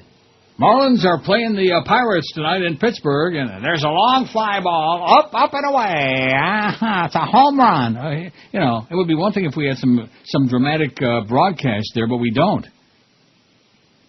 Something exciting that might convince somebody to listen to it. Oh, here's another fact. It says, I really wish you could recapture that. Oh, this is hysterical. You'll like this. This is great. This is the same guy that faxed yesterday about reminiscing about the old days. Now I used to be in such a good mood. I got news for you. If I sounded like I was in a better mood right now, I would be spazzing out. You know, I don't know what I would do. He says, I really wish your show could recapture that upbeat, joking attitude you had with callers on ZNWIOD. Well, I'm not having any problem with callers because I'm not taking any. And these callers are the best, none. It made me look forward to, instead of dreading who was going to call next and what trouble you and the caller would get into. Now the only fun you have is with George and whoever else is sitting with him, but even that is the same inside jokes over and over again. I know you say your show is the way because of what Joyce won't let you play. However, you were radio royalty long before you were playing blue material. What changed? Oh, this is so obvious, man. This is like, I mean, I look at this and I say, holy Moses, it's obvious and transparent. You think you were more willing to cozy up with the listeners and vice versa when you felt you were one of them in South Florida? Nowadays, you clearly have a you versus them, the idiots that remain in such an awful place approach. My approach isn't any different now than it ever was. It isn't any different. In fact, I'm ecstatic because I'm not there. So all this crap about, it used to be upbeat. I'm as upbeat as an old fart can be. Things happen all the time to bind a community together. Sure, you can read about them from the Internet, but nothing stands out in the sterile 8.5 by 11 world of printing Internet news pages. No eye-catching placement of headlines are above the fold stories. For example, right now, all of South Florida is dealing with the worst drought in decades, maybe in anyone's lifetime, and smoking conditions are saturating the air, affecting breathing. Well, another good reason for me not to be there. If you are experiencing that as your listeners are, that would be material for the show. Well, guess what? I don't want to have that as material for the show, sharing everybody's misery. I'm trying to give them a few yucks, okay? Not, gee, isn't this really horrible that we can't breathe? And as a matter of fact, during the hurricane, the best coverage was on this show because I was getting it off the Internet, and we stayed on the air. We didn't have to worry about getting blown away. They would call and share their stories with you as you would share with them. Humorous, fetching, bitter. It would be local material that matters to the listener. This is so obvious, man, so transparent. Maybe it's not as important as people dying in pointless wars. No. But neither was any of the local material that used to occupy the subject of your show. I don't mean those old serious topic shows, but your humorous free-flow satirical take on local government, which I don't talk about local government, construction, which I never talk about construction, business, fads, fashion, which I don't talk about fads or fashion, etc. Also, the more you experience the local issues and make it simus about them, the more local material for recorded bits. Right, like Boca Brian isn't in Boca anymore. Not. Or is it a lack of focus on your part, trying to appeal to everyone to avoid narrowcasting? Do you want serious issue callers for fun entertainment callers, or a mix? Do you want older? No, I don't want any callers.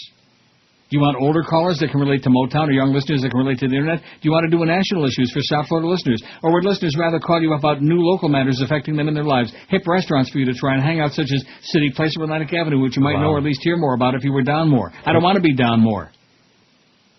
You recently told a listener you didn't care to discuss an issue you raised about his town because you didn't live there. However, when you lived in South Florida, you were always making fun issues in towns outside of your own, such as Miami Beach, Blue Skies, Hallandale, Tamarack, Delray, like we don't play those bits anymore or talk about them no more. Right. Also, you like to dismiss Palm Beach County as hick and for Goyam.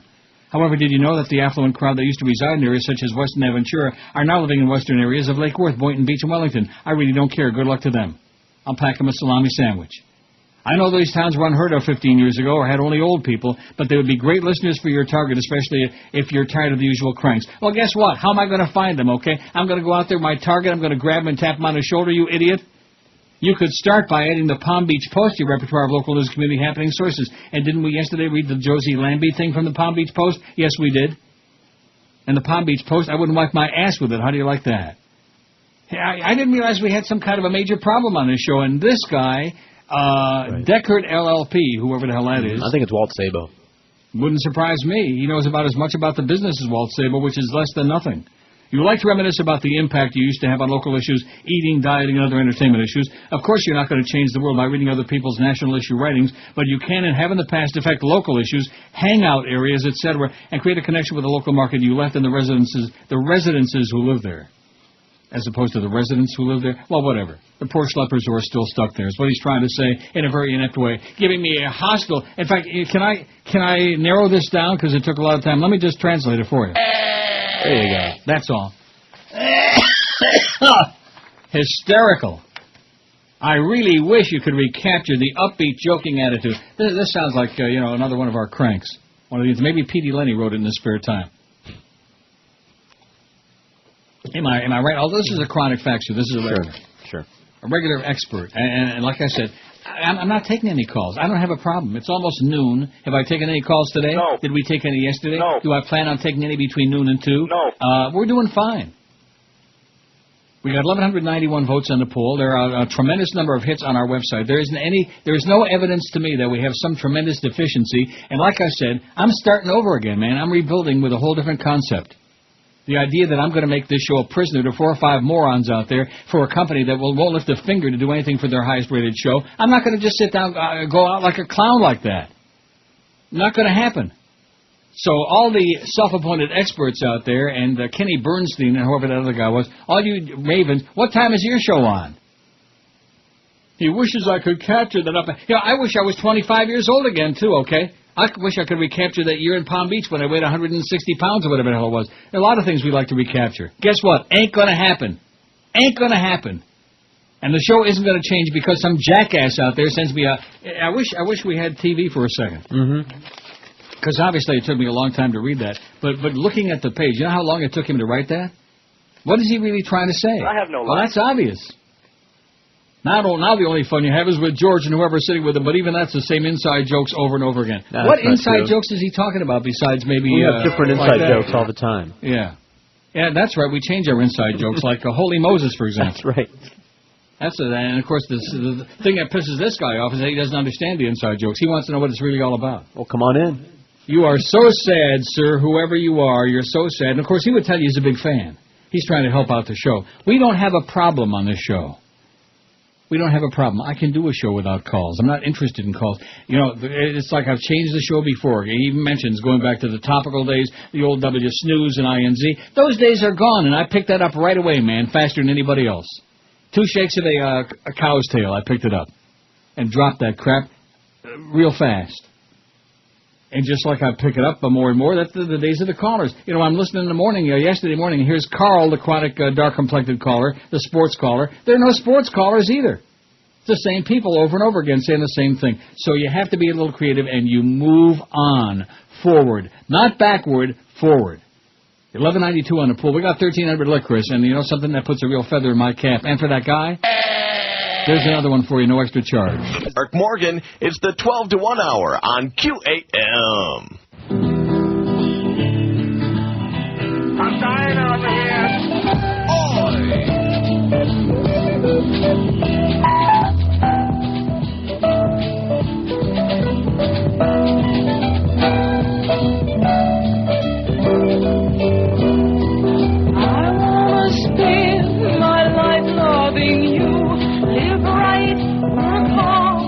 Good book too, and when it's time to head south and rest, I wanna go where the living's the best.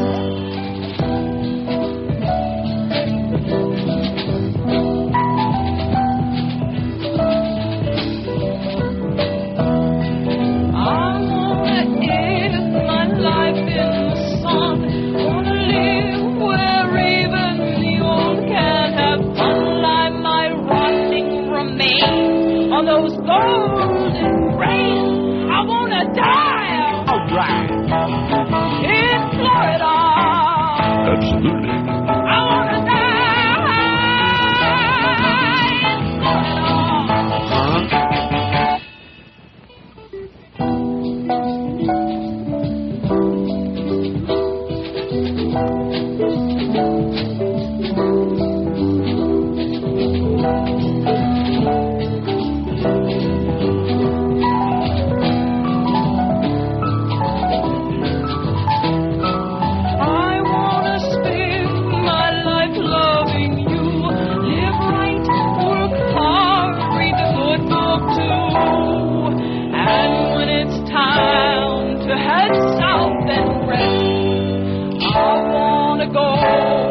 living the best. Oh my God. I wanna die.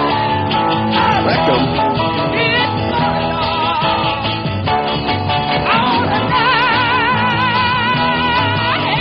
Let me see if I can do that again. Rectum.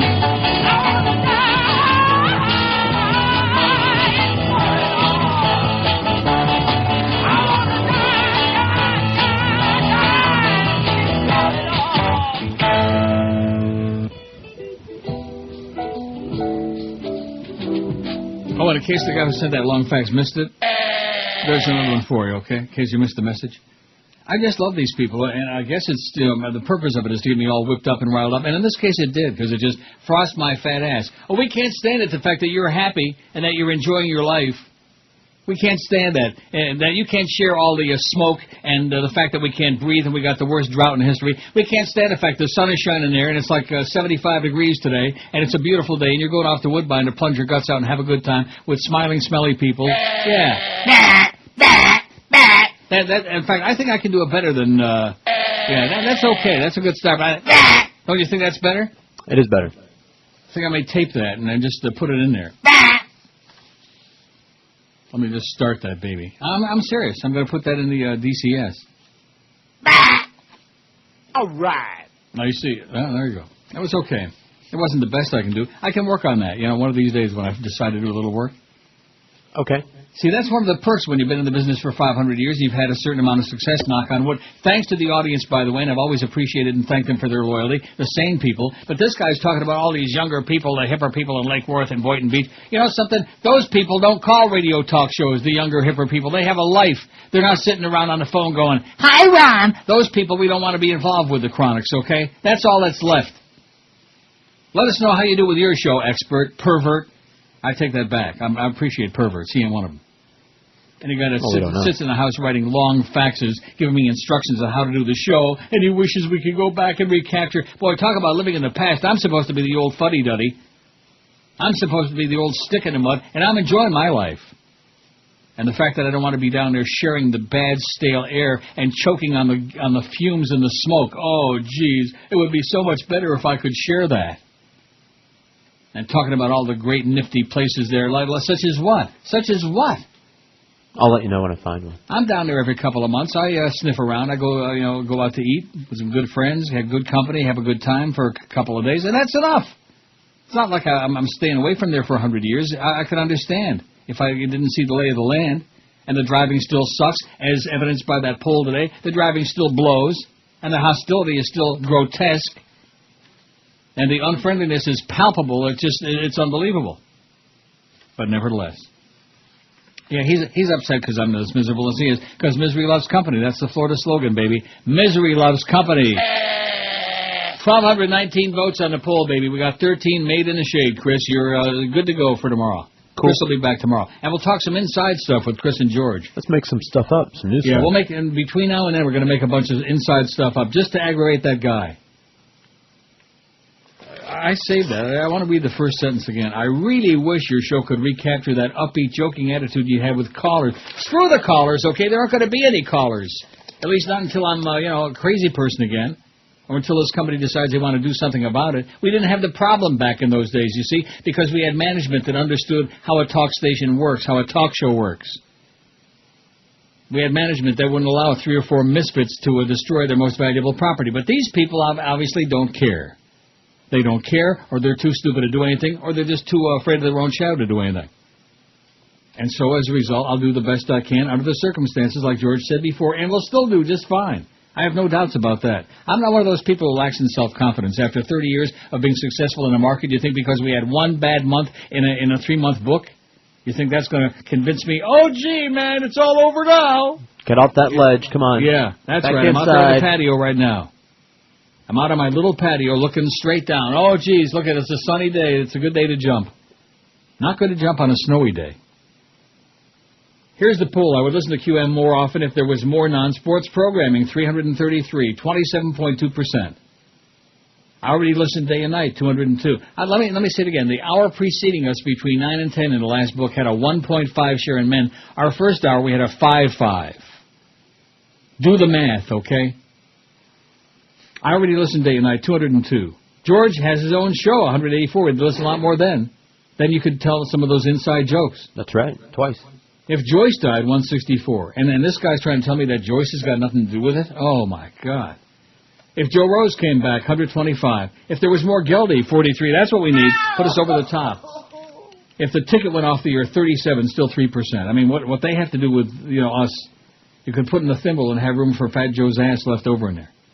If they played more tapes, 37, speaking of Joe, he loves those tapes, baby, because they're outdated, they're boring, and nobody listens. Which is, the kind of stuff he can relate to. No audience. If there was more hockey talk, 31. Now we're talking. Let's get some of the lowlights on from from Buffalo's latest loss again. Carbonell passed it in behind, and Bellows shot. He's saved by Rudy on the short side again. That Kelly Rudy. Could he stop him or what? He stunk. Now let's see. There's NFL Films for you. The guy that sounds like our... they're in commercial. I thought maybe John Facenda would be on. Leafs today. Oh, my God. Leafs, how they haven't lost a game in the playoffs, just like the Panthers. More hockey talk, 31. If there was more Dolphin talk, 28. All the Dolphins, all the time. And you notice, now maybe it's just a coincidence I mentioned, since we're always got our noses up all these jocks' ass, that we ought to have some drop-ins from them about you're listening to QAM and some show intros, and all of a sudden this week we got them. You notice that? Must be just a coincidence. Don't you think? Absolutely a coincidence. If they played fewer commercials, 27. Well, that's come from nowhere, and it's moving up fast. And if there was less Geldy, only 9. Just picking on Geldy, man. They love him. Now, here's a fax from Frank, one of our MySpacers. He says, New Smyrna Beach is actually a nice town. It's about 10 miles south of Daytona. The beaches in Daytona are crowded and nasty. People who want to avoid that go to New Smyrna Beach. It's also the preferred beach of the people from the Orlando area. You can still drive on the beach. It's a small town. One famous person from that would be Davey Johnson, the former baseball player coach, from the Braves, no less. John Revolta lives in the Spruce Creek Fly, which is sort of a suburb of New Smyrna and Port Orange. He's flying, I'm sure, John Revolta. Hey, John. You fairy. Whenever there's a hurricane in the Atlantic Ocean, surfers flock to New Smyrna Beach because the waves are strong since they're north of the Bahamas. You would like that, I'm sure, a bunch of young skinny dudes changing their wetsuits under a towel on the beach, but I digress. Not if they're too skinny. I'm not too much into skinny. I'm not into fat and I'm not into skinny. I'm into like the porridge. Remember the 3 bears? Mm-hmm. Just right. Goldilocks. They were like it just right. Not too hot, not too cold. Just right. Not too skinny and not too fat. Just menza. Anyway, it says New Smyrna usually tops the annual list for shark bites too. I guess the surfers taste better there than anywhere else. I'll let you know, Frank. He says, I digress again. One of the greatest things about New Smyrna, however, is that the gateway to the National Seashore is there. National Seashore is a USA-owned beach, therefore it isn't regulated by any silly Florida laws like the discernibly turgid member law. In other words, it's clothing optional. And the member optional, too. Anyway, he lived up there for 5 years. If the wind was right, he could actually hear the show, says Frank. Thank you, Frank. That's a very good travelogue there on New Smyrna Beach. As opposed to that previous fax from this Deckard LLP, whoever that person is. Boy, and what's the 215 area code, by the way? I don't know. I can look it up. Well, look it up. Google it. 215 area code. It's not even in South Florida, is it? There's no such area code 215. It's not even a local person. This is somebody in Yenamsveld who's giving me a lecture about Philadelphia. Crap. Philadelphia. Oh, my God. Philadelphia, my ass, Deckard LLP. This is somebody who's not even in town. This is probably one of the Beasleys up there in Philadelphia. Probably at the station up there. Philadelphia, my ass, okay? How are the Flyers doing in the playoffs, by the way? The worst team in the NHL this past season. Maybe it's that guy from Philadelphia. Maybe it's Dr. Ron, who used to spit in my face all the time. What do you think about Clement? What do you think about Clement and Lindrush? Huh? That guy. I used to have his wife in tears. She would get so upset because which is good. Bastard. Anybody who would marry him, if it wasn't the spittle got you in tears. Maybe it just looked like she was crying. Maybe it was the spittle. Armstrong makes it 3-0 Canada. All right, go Canada. Here we go to another stupid tournament that nobody cares about. They got more stupid hockey tournaments. Well, they got to do something, It's better than shooting each other. 1,228 votes on the poll. We got 13 made in the shade. And this guy from Philadelphia. See, all you got to do is look at the area code on there. And you can tell this guy is a phony Boney Maroney. Phony is an $84 bill. When it comes to sports, we're the authority. Sports Radio 560, QAM. All year long, one of the hardest parts of my job is to connect Iraq to the war on terror. And that's what we do. We put in more troops to get to a position where we can be in some other place. The question is who ought to make that decision? The Congress or the commanders? As you know, my position is clear. I'm a commander guy. Desire W has brains made of doo-doo. He reasons and he lies. He's the commander guy. Sending soldiers off to die with no valid reason why a heart in hand with blood on his hands. In the fight to be head on, he's got a silver side. The royal mission rise. They put it in and rise. Greatest leader of all time, only in his tiny mind can see the truth through billions of lies. His brain is so fried. He's the commander guy. I hear the voices. Oh! Yeah, we hear them too. They're making sounds with their mouth. 1218. So I looked this up, Deckard LLP. Mm-hmm. It's a 17-office international law firm dedicated to getting the best results for our clients. We provide a full range of corporate. They got a whole big website, Deckard LLP. All right. And this header on here. Now, why would somebody who's in South Florida, first of all, giving me a lecture about not being there, and why would he have a Philadelphia phone number on his header if he's not in Philadelphia? See what I'm saying? Unless he's a game player. Unless he's a faker. Unless he's an agent provocateur. You know what I'm saying? What are you saying? Where's Dick Fatherly when we need him? Because I think that's exactly what we got. We got an agent provocateur. If I can ever find Dick Fatherly. Oh, there it is. He's an agent provocateur. That's what I was saying. Just another professional troublemaker, stirring the pot. You like to smoke it, some people like to stir it. How we doing on that poll, by the way? I don't want to overdo it, but that's a very important poll. Muy importante, baby. 1,236 votes on the poll. And like I said, as time goes on, you know what you're going to forget about? And you know what I'm going to forget about? I beg your pardon? Everything? No, I'm just saying, as time goes on... Mm-hmm. Hi, Ron. Oh, you're going to forget all about it. I already forgot. Yeah. You see, if there are real callers with something to say, I would take them. I would enjoy them, and I'd go through. But when 9 out of 10 are the same crap and the same 4 or 5 misfits, there's no point in it. It destroys the show, and I'm not going to sit back and let 4 or 5 morons destroy my career and my livelihood and my mental state, which ain't Florida, by the way. It's a state, all right, a state of depression. Why do you think they call those things tropical depressions? Anyway. See, why did I get all... Because that was obviously the purpose of that thing, right? Right. It was intended to be destructive and disturbing. Time, yeah. And this guy keeps faxing from Philadelphia, and he's giving me a song to dance about how come I'm not sitting there inhaling all the smoke in South Florida. How come he's not down there choking and gagging on it? The Kansas Board of Education last Tuesday repealed sex education policies enacted last year, the latest move by the moderate majority to undo efforts by rabid Nazi conservatives when they dominated the board. One rescinded policy recommended that schools stress abstinence until marriage, while the other urged school districts to get parental permission before students could attend human sexuality classes. On a vote of 6-3, the board replaced the policies with one that recommends abstinence plus sex education programs and leaves it up to the state's 296 school districts to decide whether to ask for parental permission. The Abstinence Plus program stresses abstinence before marriage, while also urging schools to give students information about birth control and prevention of sexually transmitted diseases. What a concept. This idea that teenagers might actually have sex. Oh, I can't believe that. It's a matter of emphasis, said Chairman Bill Wagner. He's wagging it. Wagner said the goal was to describe the curriculum standards in terms of more than just simply an encouragement of abstinence. We want a balanced and comprehensive educational program about sex, he said. But conservative member Kathy Martin said most parents want the standards enacted last year. Abstinence until marriage is the best message we can give our children, she said. Well, your mama. How do you like that, Kathy? Your mama. She said the old standards emphasize self-control over birth control, and the new standards fail to give a true picture. Right. It was the second major change for the 6-4 moderate bloc since taking control in January. Wagner said the final major change would come tomorrow, if the board hires a new education commissioner to replace Bob Corkins, hired by conservatives in 2005. His hiring touched off criticism because he had no experience as a school administrator, and he resigned in November after the new board was elected. Kind of like Brownie Brown, no experience. That's the expertise they look for, the right-wingers. No experience, no background, no qualifications, just farbissen. Right. That's good enough for them. In February, the board repealed science standards backed by social conservatives and switched to ones that treat evolution as well supported by research. The standards, which take effect next school year, are used to develop tests to measure how well students learn science. The old standards, endorsed by the supporters of so-called intelligent design, question the theory of evolution.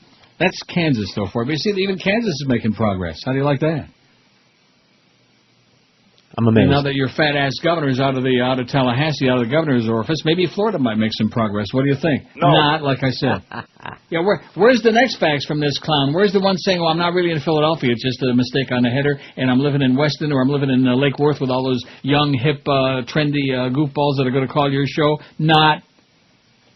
You know, if he's got so much time on his hands to be able to write, he's working for a law firm, so obviously he's a guy sitting at a computer all day, probably. I imagine. And he's got a lot of time to write crap to me, long faxes, which is great because it killed some excellent time. 1,240 votes, 1240 WGVA, Geneva, New York. Boy, I never worked there, but that would have been great. Young Neil did, though. I would listen to QM more often if...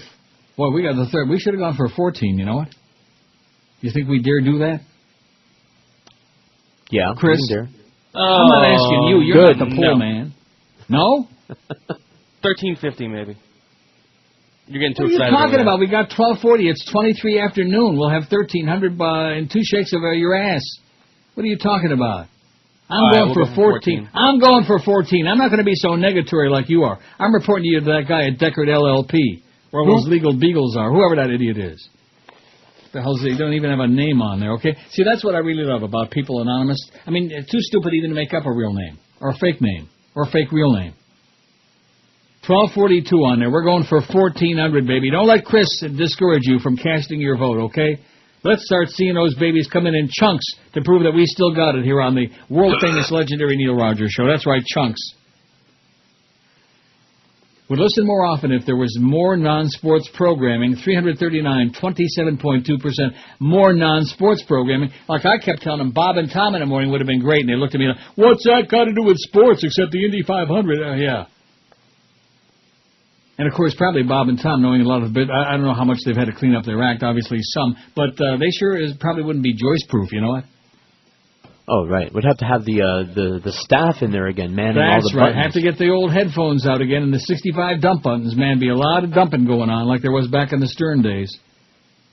Poor Duff. It's a miracle that she ever recovered from that. No. Every time there was another word on that show, another Howard fart sound, There was poor Duff. She was like spinning like a dreidel. Anyway, if George had his own show, I'd listen more. 187. Did I say I already listened day and night 204? I just did. I'd listen a lot more to QM if Joyce died 165, and so would we. We'd be much happier. And if that idiot from that place wouldn't fax again. No, actually, I wish he would fax again, just like that Phil guy, you know. Just like there are chronic callers, there are chronic faxers, there are malcontents. They want to spread their. They want to spread that. Joe Rose came back. They'd listen more, 129. If there was more Geldy, 43. That's what we need. All day, that squeaky sound to make sure you're still alive. If the ticket went off the air, 39, 3.1%. Non-compass weenus, man. Not a big deal. If they played more tapes, 37. If there was more hockey talk, 33. You should live so long. If they played fewer commercials as past the Dolphins, 29. If there was more Dolphin talk, 28. And if there was less Geldy, solamente 10. Is that correct? Yes. See, I want to say dieci. See, I get my Italian and my Spanish confused because I'm such a multilingual... Hey, what's up with your Gotham Spoker?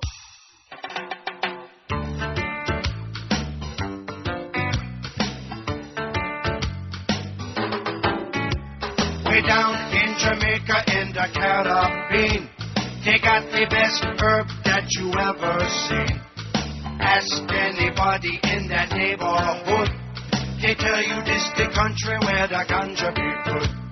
Rastaman has some he want to sell, and from a mile away you can detect the smell of smoke.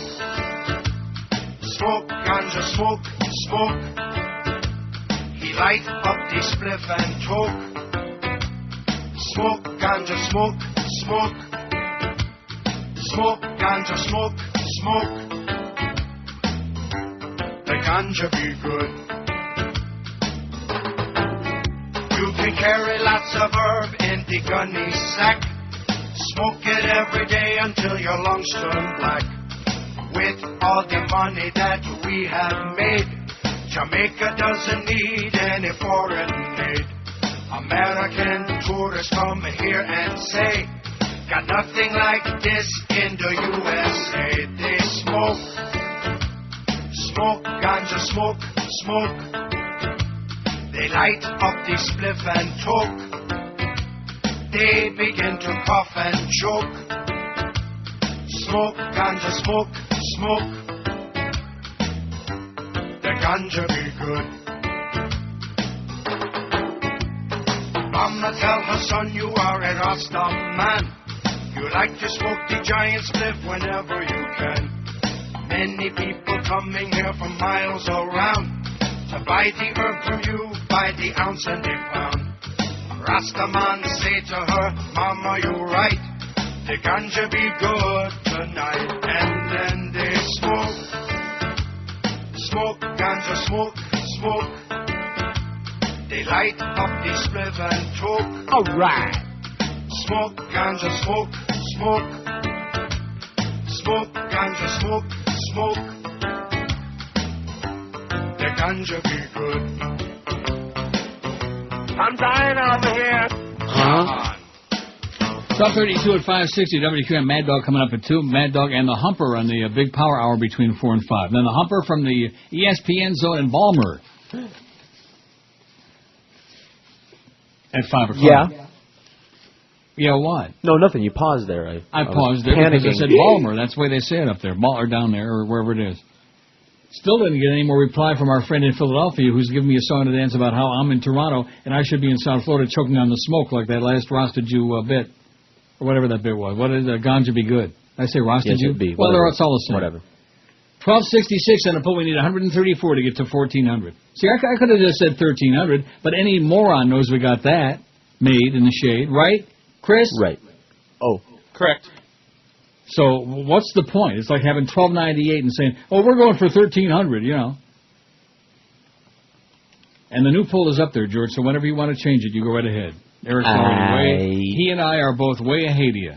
All right. Because I'm going to be plunging my guts out. I'm going to go to the $100 machine. I don't think they have any $100 machines at Woodbine, but they do in Niagara Falls at Fallsview. How'd you like to play the $100 slots? Do you have to be sick? I don't know. But it's all relative. It's all relative. If you're a multimillionaire, see, I can see the way it works. If you got a few bucks like I do, playing quarter. Can you imagine me playing quarter slots? Or nickels? No. It's just, there's no incentive there. It's just not exciting to me. It's a waste of my time. And it's the same thing with the people that have got zillions of dollars. They're not going to play $5 slots or dollar machines. They're going to play $25, $50, and $100 machines, man. Because then if they hit 200,000 or something, then it might be significant. Might buy dinner that night or something like that. The Largo city manager who was fired after revealing his plans to have a sex change, remember that? Yes. Is among 6. See, there you go again. It's that inside talk. See, plans to have a sex change is among 6 finalists for the same job in Sarasota, the city said today. Sorry, Soda. Steve Stanton, 48, also made his first public appearance as Susan Ashley Stanton this week while lobbying for transgender rights in Washington. Stanton is in the process of legally changing his name to Susan and will soon assume his new identity full-time as part of the sex change process. See, I'm saying process to be sarcastic, but they actually do say that here. I know that's shocking and embarrassing. The finalists for the Sarasota job will be vetted in a series of public appearances and interviews May 29th and 30th. About 30, man. Stanton will interview as Susan. He's going to be Susan. The Largo City Commission voted 5-2 in February and again in March to fire Stanton from the $140,000 a year job he held for 14 years. Commissioners said it was Stanton's judgment, not the revelation he planned a sex change, that prompted the votes.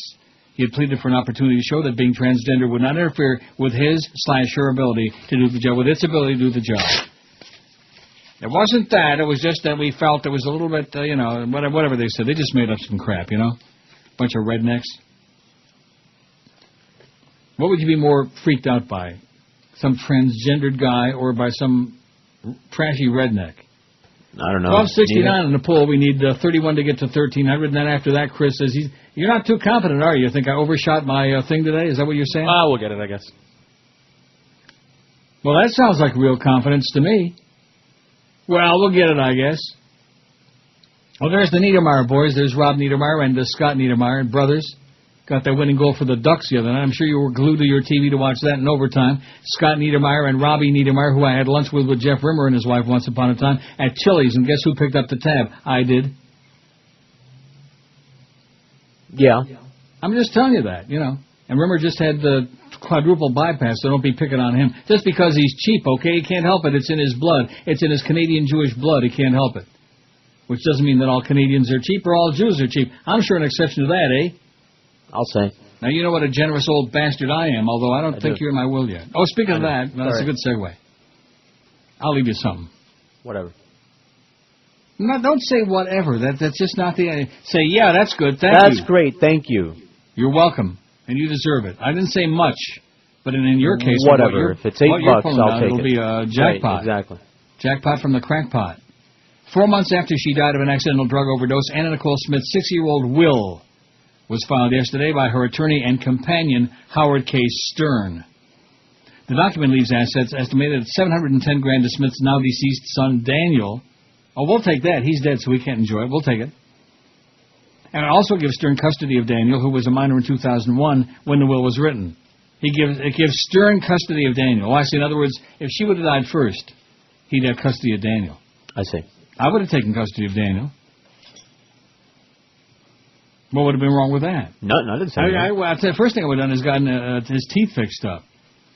And make sure he got a shave and a haircut and looked like a human being. He had possibilities, In a probate petition signed May 7th by Stern, he asked the judge to recognize the document as Smith's last will and him as its main executor. The petition also named Smith's 8-month-old daughter, Danny Lynn, as her survivor and Larry Burkhead as the infant's father. For your father. Boy, it sure is complicated, isn't it? A little bit. Why bit. the hell should anybody care? I have no idea. I'm still trying to figure that out.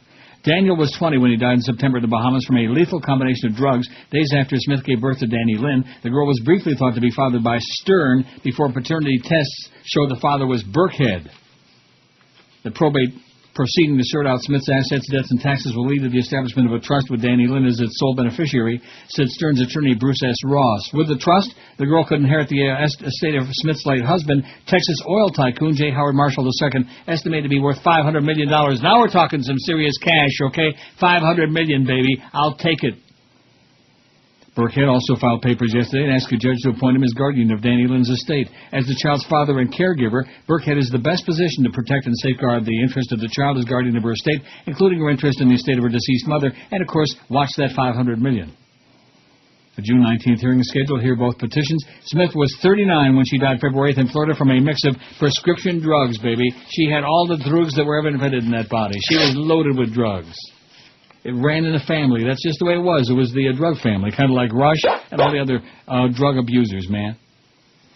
1278 on a very, very important programming poll here. These are the ones that they really glom on to big time, man. When they see a poll where they can like influence decisions that are made inside the building, they think. By the way, we get an updated fax from that lawyer guy? No. And you know, and he'll say, oh, well, I wasn't listening anyway. I'm busy with some very important lawyering. case. Right. He's busy lawyering. Lawyer my ass, okay? I'll sue it. And listen, seriously, if he's not in Philadelphia and he just has that on his header on the fax machine, why would that be? Unless he's trying to, you know, play, who knows what he's doing. Right. He's in Philadelphia, and he's giving me the business because I'm not in South Florida inhaling all the smoke and the fumes and choking and gagging. 1280 on the poll, by the way. We're going to do it, Chris, in spite of your negative attitude. Now back to the Neil Rogers program on 1240 WGBA. Here again, America's youngest talk show host, 6-year-old Neil Rogers. Psych, I'm not really playing that. I just want to hear the part where it says 1240 WGVA. Okay. Well, I don't want to play that again. I mean, it's old, you know. Plus, I want to jump right in with this fax. Right. Now, does this make any sense to you? I'm going to read it, and then you tell me after I read it, after I articulate the words, make sounds with my mouth, if it makes any more sense, because it doesn't make any sense to me. First of all, it's a different header. Correct? Right, well, this is an email that came in to me.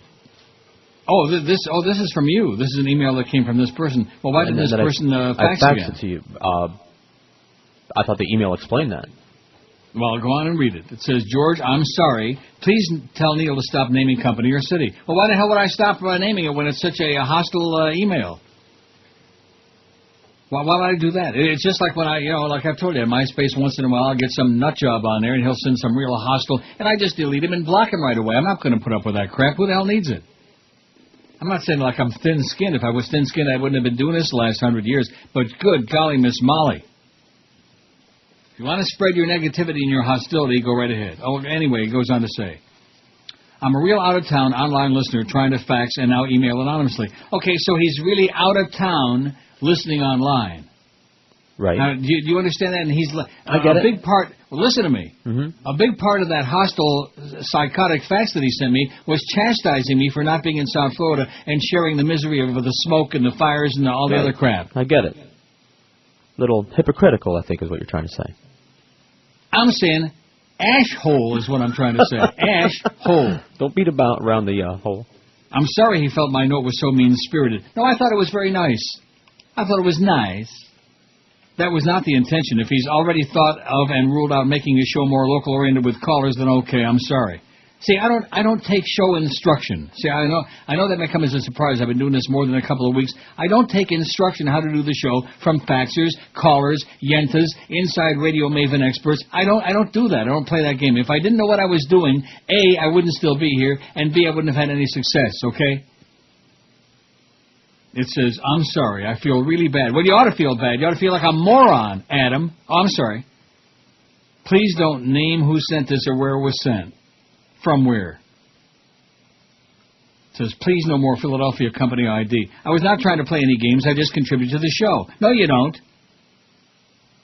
At least not with that. In fact, that's why I read it, because I did recognize that thing on there. We've had those before. I've made valuable fax contributions from elsewhere in the past. From elsewhere. How about from South Florida? Have you ever even been there? What? He gets around. Evidently. If South Florida is so great and I ought to be there, then how come he's not there? Misery loves company, Adam. And I thought I was making another. Please stop reading the name and number. No more show suggestions from me. And then underneath it says, this email is from Deckard LLP, a law firm, and may contain information that is... Hey. Huh? Stop naming that company. Yeah, it would be a shame if we got him canned or something like that. If they knew he was spending all of his time writing me long, hostile, critical... Yeah, it's not that I can't take criticism. I'm just not interested in having anybody tell me how to do the show. If you don't like it, don't listen to it. That's all. That's always been my philosophy since day one. If you like what I do, thank you. I'm delighted. I'm ecstatic. Keep listening. If you don't like it, hey, go find a life. Go find something better at the same price. 1301 on the poll, and we got an hour and 12 minutes. If we can't make that 99 votes in an hour and 12 minutes, then my name is Ish Kabibble, okay? It's Meshi Pipik. Chris. Too many negative people in this world. That's the problem. Just like this Adam guy in Philadelphia with Deckard LLP. You're a bastard. No, I'm not. Now, let me ask you, what's your take on that long fax that he sent that I read a little while ago? What's your take on that? Well, I don't think that he meant, like, ill, per se. I think he's just a very typical... people like to criticize. How's that? And most of what we get is criticism. I don't mind being criticized, but what he's saying was all caca, okay? Right. I don't mind legitimate criticism, but the idea that somehow because I'm not sitting there and I'm not miserable... First of all, if I had stayed in South Florida, I've been here 5.5 years doing the shows from here, okay? Mm-hmm. If I was still down there, I'd be dead already. Oh, yeah, you'd be in a rubber room. I'd be dead. I'd be in a box or an urn. I feel your pain. I'm sure you do. And so do a lot of other people listening. And that's one of the reasons, because there are a lot of people there, as you well know, who wish that they could get out. But nevertheless. And some people don't. And what is this other thing from Rugby Dan? Oh, PBS that's a Frontline thing. Spying on the home front. Not nearly as interesting as that email. It's not? No, it's Spying on the Home Front. It's another Frontline special that people should probably watch and probably won't. Okay, on PBS. We got a good thing on our, which I don't even remember if I saw it or not. I just discovered it by accident. The link to it, let me take a look at our NeilRogers.com, which I don't really spend a lot of time on there, because I don't want to see Brady Quinn with his hand on that kid's crotch. It's just the lies that led the war, or that lead the war, is that it? It's got to be lead. And is that a CBC thing or what? Yeah, the Fifth Estate. It's the CBC. That's excellent on the CBC. The political, diplomatic, and media spin that convinced Americans to evade Iraq. Well, the whole thing is on there. There's a link to it right on our NeilRogers.com. All right. Right under the picture of Brady Quinn with his hand on that kid's. They're all three got their hands in each other's crotch. Feeling little, What? I can't say it. Feeling their privates. I can't say that word and you know it. Okay? Kind of a sound that a chicken makes, you know, when it goes a doodle-doo, like that. Anyway, so Adam is all apologetic and it was not the intention, yada, yada. And don't mention Deckard LLP law firm. Stop! In Philadelphia. What do you mean stop? Why do you say that? I don't care, I'm joking. Please tell Neil to stop naming company or city. Well, it's on there. Neil, please stop. No. All right. I'm a real out-of-town online listener. That's the thing. Trying to fax and now email anonymously. Well, why do you want to do that? Why do you have to be anonymous? You know, and why don't you have the courage of your convictions? I don't see any problem with that. If I'm going to send somebody a fax or an email, I'm certainly not going to pretend it's like came from outer space. If it wasn't meant to be caustic and sarcastic and obnoxious, then why the hell wouldn't you sign a name to it, Adam? You notice I'm not reading his last name, because he doesn't want no last names. You sure don't want that? I think that's mighty white of you. It is. I mean, it's right there. Be nicer to Adam than one of my people, no less, too. How do you like that? Right, of course. I don't want to say Jewish, but with a name like that, who's he kidding? Most of the time when they're an Adam. I really wish your show could recapture that upbeat, joking attitude with callers. First of all, on Zeta, we didn't take that many calls. In fact, a lot of the crap started on Zeta. The Joven guy, who all of a sudden made a comeback after going away for 20 years, that was 20 years ago. Joven. See, I could make a list for you right now, not that it's necessary, but I could make a list of about 15 or 20 people, and that would sum up what we have left. It's just not there anymore, Adam. It just isn't there, okay? So the fact that you want to live in the past, I wish South Florida was like it was 20 years ago, or maybe 25, 30 years ago. I wish the Famous was still there on Washington Avenue. I wish all my favorite restaurants were still there. I wish there were some, the old Jews were still on South Beach. At least they had a sense of humor. Not. Like I said, Gornish Telfin, man. It's just people want to recapture it. It's gone. Time moves on, okay? This isn't Zeta. The bird is dead. This isn't IOD. Mike Disney's nose is getting longer and redder by the day. And that's the way it is, Adam. Oh, I'm sorry. From Philadelphia. 1,329 votes, and Chris now, I think, would probably concede to me that with a little push from the old man, we're going to make 1,400 a day on a Tuesday in the middle of May. Yes. El Cinco de, what is it? 15 de Mayo. Sí. 1,330. We need 70 votes in 67 minutes. That's just barely more than 1 minute. By the time we get to the top of the hour, you'll see. This audience comes through for the old queen. You're a doubter, man. I would have thought that after being on the show this long, you would have had a little more positive attitude. Yeah. Where's the fun in that? Right. Boy, Josh Cordes is licking his chops for George's job. I'll tell you that. He wants him real bad. Here it is. he can't afford to take the pay cut, but he sure would do a job. Now, who do you think's pulling down more cash now that he's got that new deal? You or him? Me. Really? Yeah. I thought he got a big increase or something. I thought, well, what were they paying him? The same thing they're paying Chris now? I imagine. That's pathetic. Even Chris would say that. That's embarrassing. Yes. So no wonder he grabbed it. When they came along, a lot of guys want Josh Cordes, man. I don't know what it is. He don't look all that good to me. I mean, he's a great kid. I like him a lot. If he'd moose his hair up a little bit. He's put some dippity. He's just a guy, okay, and he's got a really attractive, hot Russian girlfriend who obviously is taking really good care of him. That's all that counts. Sure. Well, what difference does it make if this one is so hot and this one is lukewarm and this one is so cold? It's got nothing to do with that. Although in my case, I like him hot. And what have I got? 1338 on that money. pool, boy. And sometimes money doesn't hurt. You know, it doesn't. Pop. Sometimes it doesn't hurt to have a few extra bucks. Dad. That's Papa to you. There's more than inside humor. Not to me. They don't have any idea. Holy Moses, are you starting with that crap again? Jesus, God Almighty, you're bad. You're really bad. Oh, too much of that inside humor there. Yeah, that's too bad. This guy really cracks me up. Now, do you know this person? Have you No, of course communicated with? not. No, it's the first time I've ever gotten an email from him. From Philadelphia? Really? Who do I know in Philadelphia? Well, I'm just saying, I know he's a regular faxer because he's right. He has faxed some good stuff in the past, and I recognize the header, and I ordinarily don't read that stuff on the air because it's not anybody's business. But the fact is, when I saw the phone number with an out-of-town area code, and then he told me Philadelphia, I'm saying to myself, how can somebody who's in Philadelphia be giving me a lecture how I should be in South Florida, being miserable and being treated like crap and breathing in all the smoke and choking to death and gagging on it? You know what I'm saying? What are you saying? Screw you, Adam. And have a nice day. Now, he meant no ill. He's just, just gets carried away. You made a good point. That's how, I guess, every listener who's ever listened to a radio show or watched a TV show, everybody's a critic. Everybody's an expert. And, if you'd only do this, and if you'd only turn the clock back and revitalize the bird and bring him back to life, and get Caprita back and, have him laying on the floor eating, passed out from eating too much food. We had great times on Zeta. Haven't I said that was my favorite year? Yes. That's it. But we're not living in the past, okay? Right. People who want to live in the past, like my mother always did, are going to be miserable. Less miserables, okay? Remember him? Yes. Victor, Good go. buddy. You go anywhere. You go to Philadelphia. Grady Quinn. I like to shave my legs and buns while listening to the Neil Rogers 1 to 2 hour. Remember Jerry Falwell? What? Soon to be dead. Oh, excellent. I want some Quinn. All right. You ain't seen no man quite like Grady Quinn.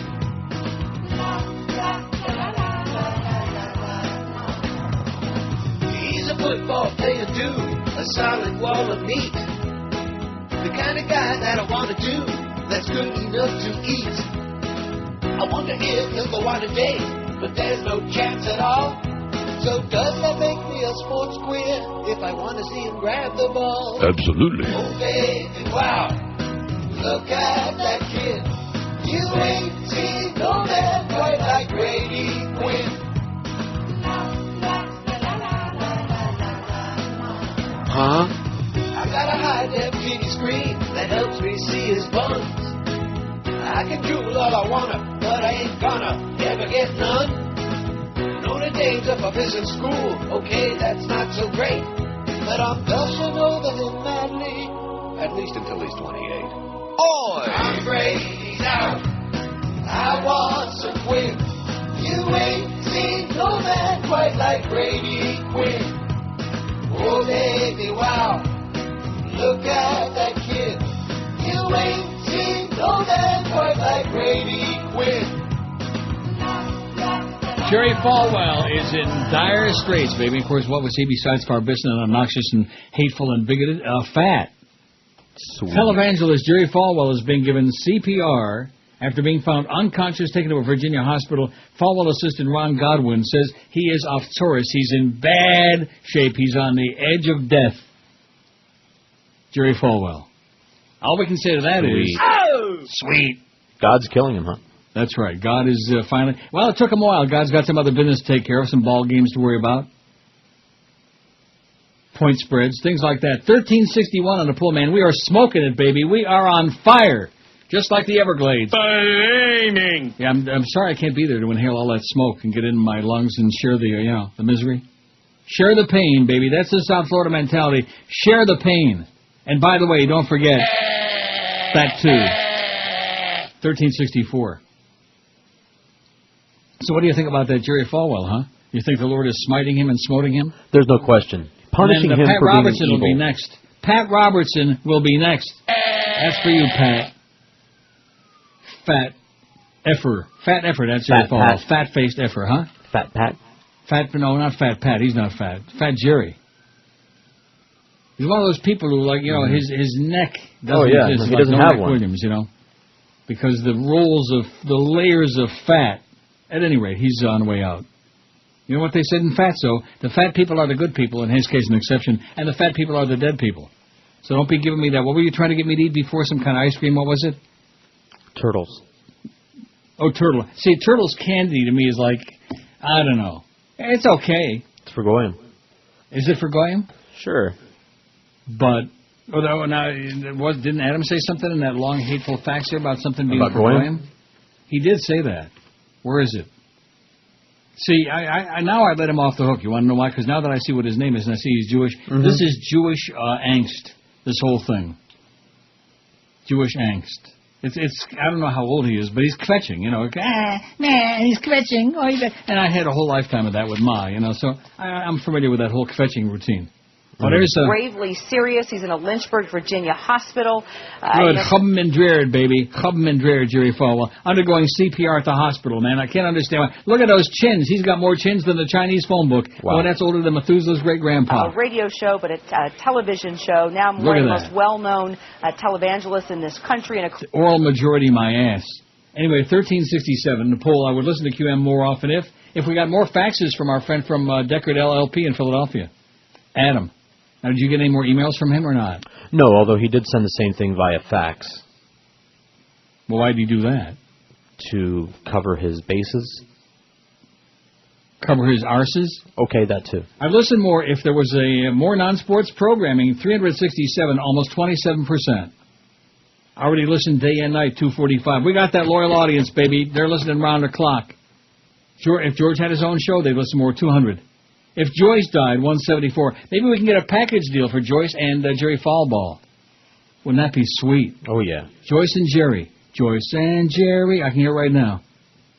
Joe Rose came back. They'd listen more, 137. If they played fewer commercials, has zoomed up the ladder, 44. If there was more Geldy, is tied with fewer commercials, 44.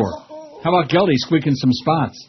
If the ticket went off the air, 39, only 2.8%. They're like, they're a legend in their own mind over there, across the street. Legendary in their own mind.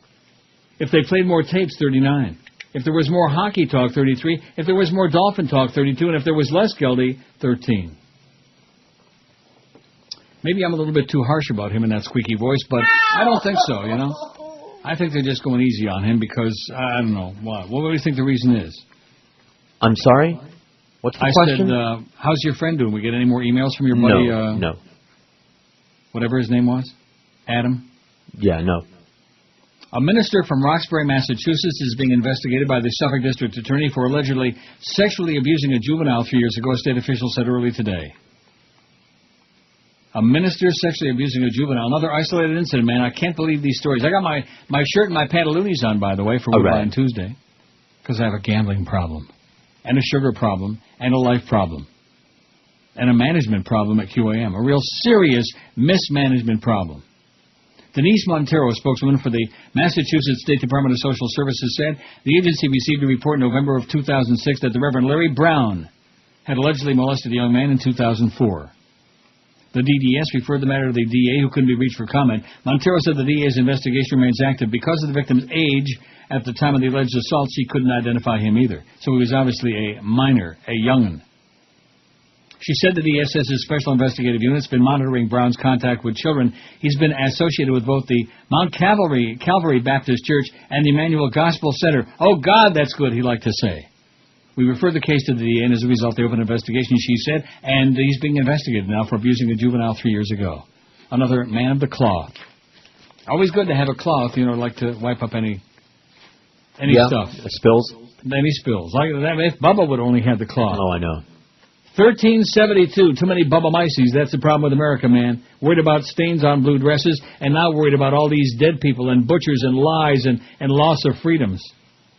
1380. Well, we got 1400 looks so easy I don't even have to stress or strain, because stress kills. And Chris owes me an apology. Didn't you say 1350? We passed 1350 like you were laid out on the floor in a prone position. What are you talking about? I said 1450.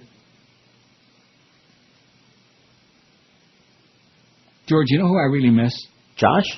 Yeah. I miss him too. Especially his girlfriend would come in and visit, I'd go get him, except he's probably working at home, so. What do you mean he's working out of home? What does that mean? Last week he worked out of home pretty much all week. Why is that? Because he was doing internet stuff? I don't know. Nice going, Josh. Good thinking. That means he probably got the radio cranked up real loud now. Or do you think he's listening? Now, does his girlfriend work, or is she just... She works. Oh, she does. Oh, good. Yeah. She's not a sponge or a whore. Nice going, Josh. That's good. I like that. I like a guy that's got a girlfriend that's got some skill that works by day and that's admirable. does other things by night. That's the way to do it. Bob Burnett on the Smirking Chimp says, reconsidering impeachment. In Berkeley, it's difficult to travel more than a few blocks without seeing an impeach Bush bumper sticker, he says. And whenever I write a column about the 43rd president, I receive emails suggesting that the simplest solution to America's problems is his impeachment. Nonetheless, I'd never taken the possibility of impeachment seriously until this week when I realized I'd had enough. I want W to go down, says Bob. The movement to impeach George W. Bush started around Labor Day in 2002 when it became clear that he was determined to invade Iraq. In March 2003, it gathered momentum when many Americans joined marches and silent vigils to protest what we considered to be an ill-considered and dangerous action. Bush was enormously popular, and many blue Americans felt we had lost our country. We couldn't understand why so many of our fellow citizens supported W, or why they voted to re-elect him in 2004. In those dark days, the impeachment movement seemed to be the last refuge of die-hard liberals, a defiant stance that had little hope of success. Times changed. In 2006, Democrats took control of Congress, and Bush's popularity ratings sank to Nixonian depths. Meanwhile, evidence of his malfeasance exploded. Suddenly, even conservative Republicans were criticizing the president, calling for him to abandon his customary intractability and engage in real bipartisanship. As the impeachment movement grew stronger, I resisted its call for several reasons. While I've never doubted that there are strong legal grounds for Bush's impeachment, I've been troubled by pragmatic considerations. If W was removed from office, Dick Cheney would become president. Impeachment proceedings will top the 110th Congress at a time when congressional energy needs to be focused on undoing Bush administration mistakes, such as ending the war in Iraq. And the impeachment process would further polarize a nation that's become far too adversarial and combative. When the Speaker of the House, Nancy Pelosi, said that impeachment was off the table, I agreed. It's one thing to be right, quite another thing to be effective, I thought. My thinking changed after I read George Packer's magnificent commentary in the May 14th New Yorker magazine, No Blame, No Shame. Packer asks a key question. Why has it become impossible to admit a mistake in Washington and accept the consequences? I pondered the fact that under the Bush administration, no senior civilian official or military official has been held responsible for what will probably turn out to be the greatest foreign policy disaster in American history. Then I had an epiphany. I understood the why Packer asks about. The reason why Bush never admits a mistake or accepts consequences is because he believes he can get away with it. He was raised in a system of privilege where there's no accountability. George Bush's unwillingness to be held personally responsible reflects on more than his administration. It's a symptom of deeper malaise that infects American politics and, sadly, much of American society. It's what I think as the dual justice system. I first ran into the system many years ago when I was an idealistic probation officer in Orange County. Courthouse habitués informed me that the defendants whose cases I handled were exclusively from the lower and middle class because there was a different system of justice for the rich and powerful. Patricians who didn't go through the same process that plebeians did. Whether their crime was petty theft or murder, the elite received different treatment than they would have had they been poor or a person of color. There are two systems of justice in the U.S., one for the rich and powerful, and a far different system for everybody else. Rob a bank and you go to prison. Loot an SNL as an executive and you're likely to get a hefty fine if that. Every day we read about corporate executives who mismanage their firms, cause the layoffs of thousands of poorly paid workers, and then danced away with millions of dollars in severance pay. We see what happened to the architects of the disaster in Iraq. Bremer, Franks, and Tenet got the Presidential Medal of Freedom. Rice and Wolfowitz got promoted, as did the invasion supporters within the Pentagon. There was no accountability. They got away with it so far. That's why the impeachment of George W. Bush would send an important signal to other bastard. Oh, where can that Chandra be? The law is out on a haunting spree. If she's gone to heaven, then she left when she should.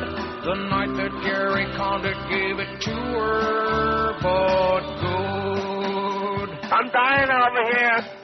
They were out on a date, parked in Gary's car. Maybe Gary had gone just a little too far. He shut off the motor, turned to her and said, how about it, baby, I could use me some. Maybe that young intern thought that wasn't right, but the cocktails in their system made them feel so light. Chandra thought for a moment, then said, you're low class. That may be true, said Gary, but I still want your ass. Rectum. Oi! Oh, where can that Chandra be? She ain't been heard or seen for so many weeks. If she's gone to heaven, then she left when she should. The night that Gary Condit gave it to her, but good. When he woke up the next morning, Chandra was not around. Though Gary had noticed his pants were still down, he remembered her pointing to her parted thighs. Guess Gary finally got what he wanted last night.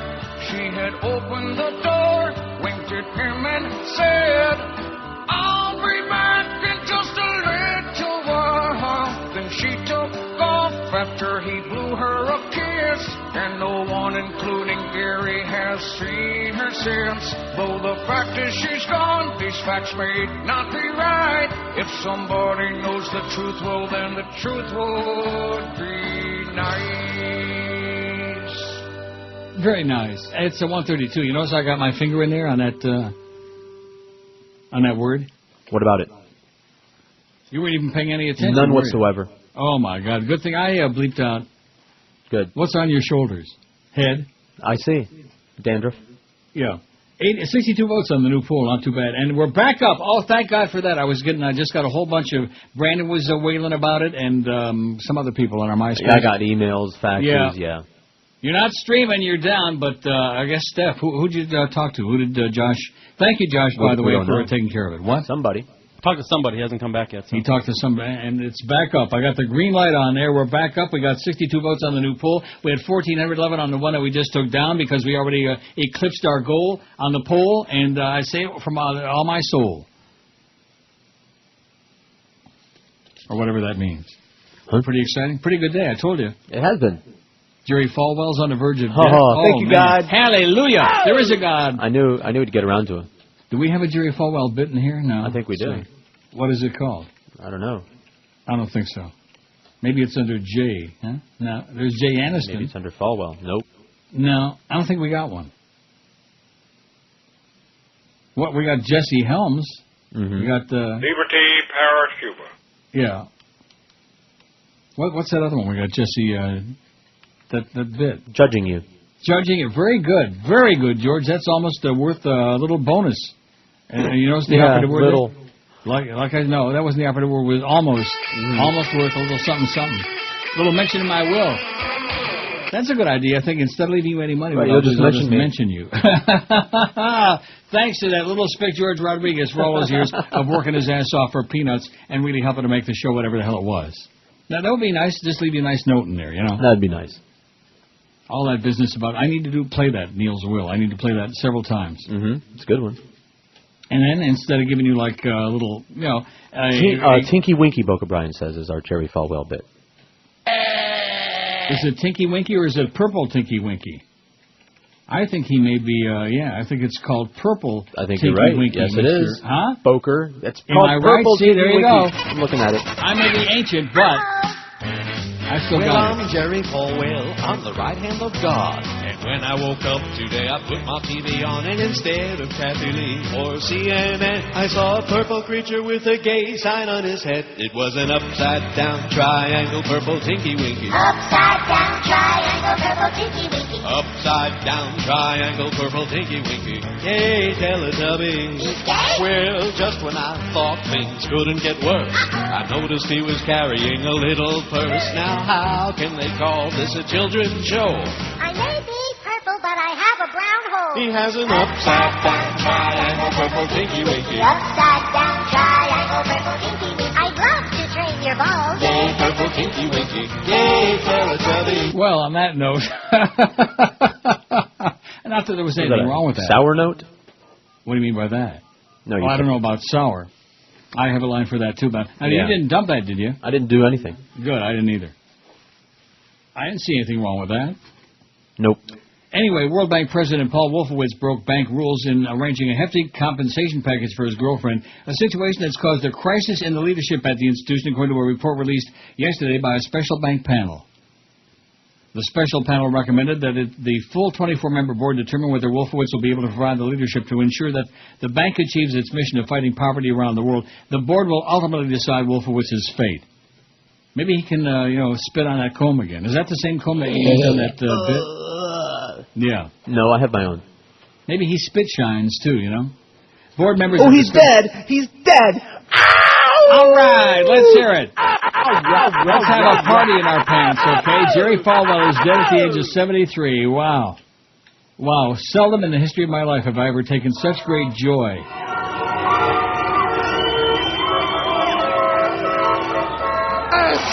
Oh, wait a minute.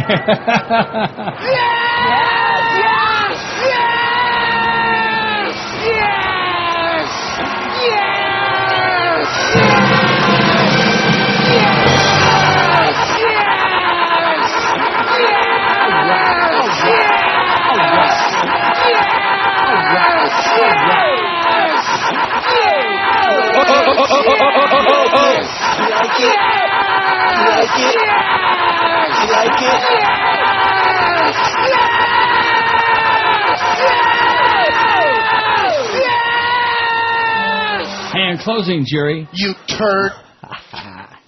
Yeah. Thank you, God. I'll be There is a sacrificing God. an Jerry oxen Falwell later on a on. big fat face. There he is.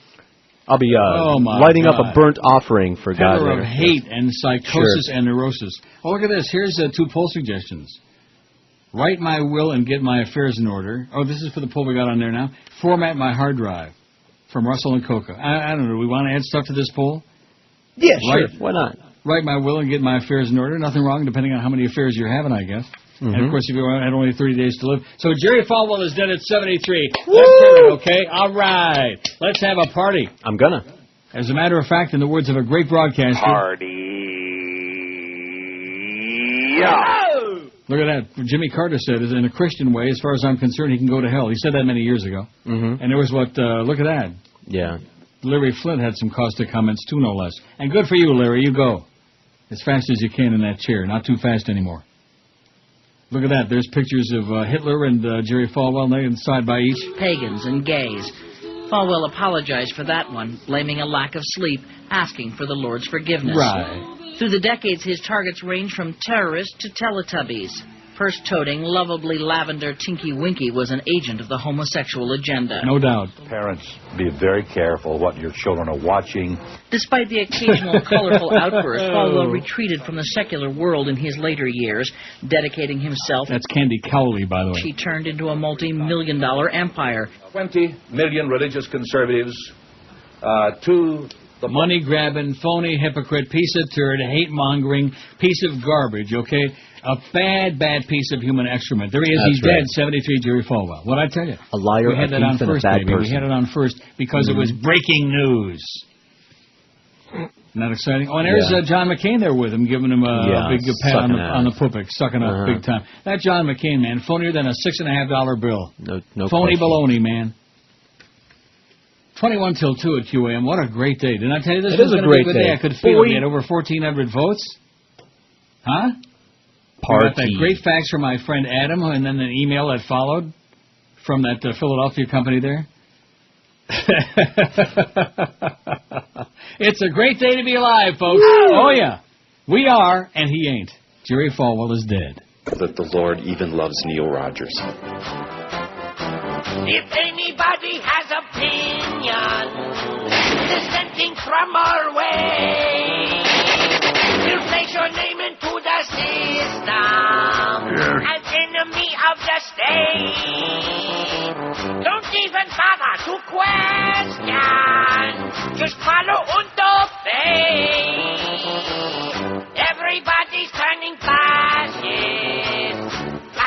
USA. In the act of patriotism, we're watching all of you. Everyone's under suspicion, so that's what you do. We got information on all you mindless fools in Bush Fatherland Nation, fascist USA. You gotta hate those Jews and Clinton's liberals too. Believe everything we tell you on the state-run news. Blood war and for corporate, fill up your Escalade. A Reuben Cheney Bush venue, fascist USA. Oh! We don't mind to see our jobs go, that economy's good. We're fascinated by J-Lo. Rectum. Don't read no stupid books. Huh? All now are embracing the Pax American way. Everybody's turning fascist. All right. Fascist USA.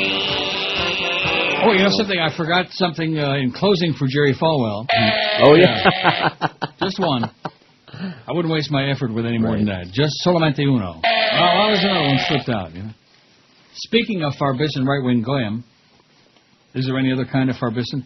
President Bush met privately with focus on the family founder and chairman James Dobson and approximately a dozen Christian right leaders last week to rally support for his policies on Iraq, Iran, and the so-called War on Terror, writes Max Blumenthal in the Raw Story. I was invited to go to Washington, D.C. to meet with President Bush in the White House, along with 12 or 13 other leaders of the pro-family movement, Dobson disclosed on his radio program yesterday, and the topic of the discussion that day was Iraq, Iran, and international terrorism, and we were together for 90 minutes, and it was very enlightening, and in some ways disturbing, too, he said.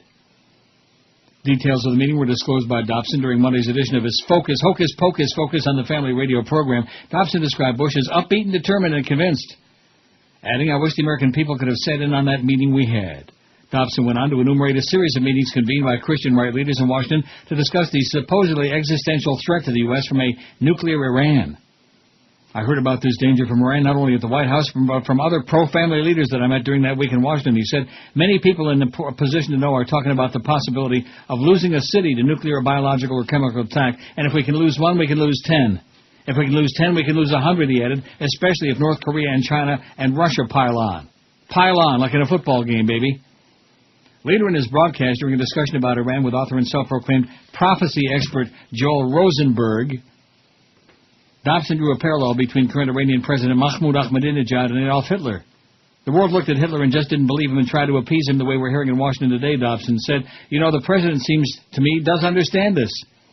As I told you from that meeting I had with him the other day, but even there it feels like somebody ought to be standing up and saying, we're being threatened and we're going to meet this force whenever and whatever is necessary.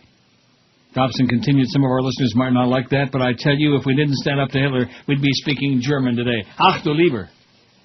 And of course, with Bush and Cheney and that crowd in there, we probably will be speaking German and goose-stepping pretty soon. If you catch my drift, if we don't... You understand the Gestapo keeps track of everyone. Amen.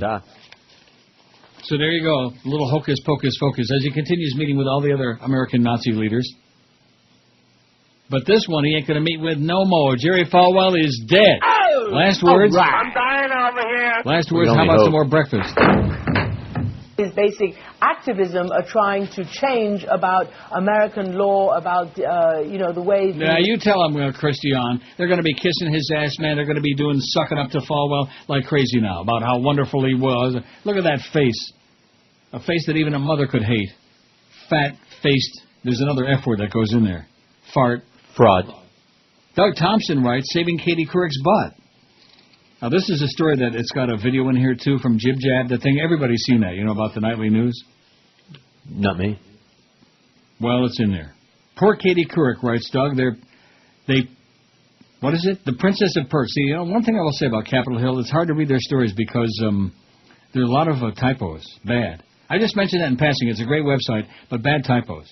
The Princess of Perk has turned into the dour diva of the evening news. Her CBS Evening News ratings have fallen below even those of Dan Rather, and the buzz in TV Newsline is that she'll be gone after these 2008 elections. Nothing, it seems, has worked for Katie. A new producer brought in to revamp the newscast and make it more serious and relevant hasn't saved the day. And while CBS executives express public support for Couric, they admit privately that she and her $15 million a year annual salary were a big, expensive mistake. I could have told them that for free. However, we have some suggested remedies for Katie that should save her show. We arrived at these recommendations after watching other news programs, especially the cable TV news shows, to see what works. And here's a list of suggestions for Katie. Show more leg. It worked for years on the Today Show. This is entertainment, Katie, baby, so put the gams on display. Hit a couple of high-profile night spots wearing a short skirt and no panties. Remember to shave. Call your interview subjects idiots. It worked for Bill O'Reilly. Launch a worst person in the world segment and make sure you know that you alternate between Brian Williams and Charles Gibson. God knows Keith Olbermann has milked the Bill O'Reilly factor to death with a stunt. Cry aloud on the air. Surely you can be more sympathetic than Anderson Cooper.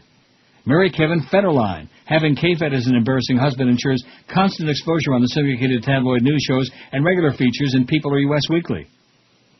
Us Weekly, excuse me. Us. Got it? Got it. Check yourself into rehab. That's worth a ratings bumper, too. Don't shave your head, though. That's going too far. Make a porn video that gets released on the Internet. Maybe something with you and Matt Lauer. Get drunk and leave nasty messages in other people's answering machines. You'll be page one news for at least a week. Confess to a lesbian affair with Ellen DeGenerate. Last time we checked, her show's ratings were higher than yours. And claim you gave George W. Bush a BJ in the Oval Office. No, scratch that. Done before by an ambitious young woman to a previous president. And if all else fails, Katie, just leave. Disappear. Missing white women always make big news.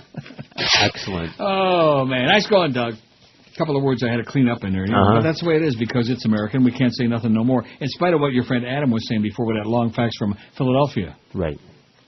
And that law firm. My buddy. You're good. Hey, listen, he emailed you, man. I know. He didn't send me no emails or A-mails or anything like that. I forwarded it to you. Well, I faxed it to you. It was, you know something? I thank him profusely. It made for some sure. You know, nothing wrong with that. Hey, that's all we are here for. And that's money. right. Have a little bit of fun, kill some time. Man, it's 28. You know what that is? It's like in the 80s here. Wow. Woo. And it's kind of a little sunny.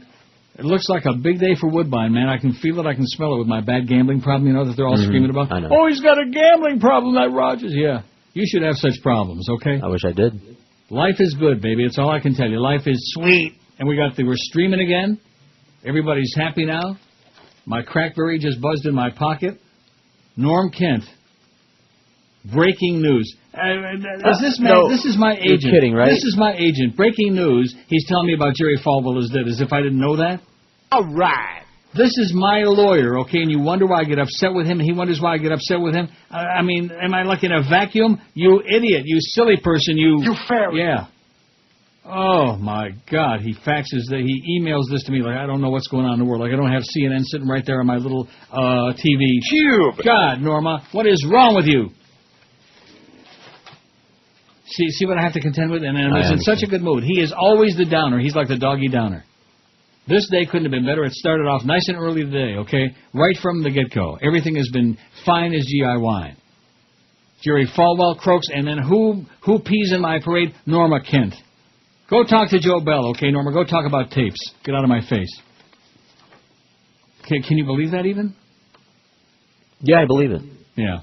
Trust me. Anyway, 153 at QAM. Norma, you're an idiot. Better than your religion. You fairy. My religion's better than yours. Hey, Norma. You fairy. My beliefs are what's required to avoid a lake of fire. My religion's better than yours. Oi! My religion's better than your religion. My religion's better than yours. Why, my religion advocates bigotry and racial hate. My religion's better than yours. My religion's better than your religion. My religion's better than yours. What we like about it best, I fondle boys and wear a dress. My religion's better than yours. My religion's better than your religion. My religion's much better than yours. We have no respect for women. Drive a cab to make a living. My religion's better than yours. My religion's better than your religion. My religion's much better than yours. Chupacabra, spooky ghost. We slaughter pigs and dogs and goats. My religion's better than yours. My religion's better than your religion. My religion's better than yours. We wear beanies and pigtails and never ever pay retail. My religion's better than yours. My religion's better than your religion. My religion's better than yours. We knock on doors to bother you like Fuller Brush to spew our views. My religion's better than yours. Oh! My religion's better than your religion. My religion's much better than yours. We wear ties and ride our bikes and get to marry lots of wives. My religion's better than yours. Absolutely. My religion's better than your religion. My religion's better than yours. Oh! We don't want to use our brains. We're mindless lemmings on parade. My religion's better than yours. Bye, bye, bye!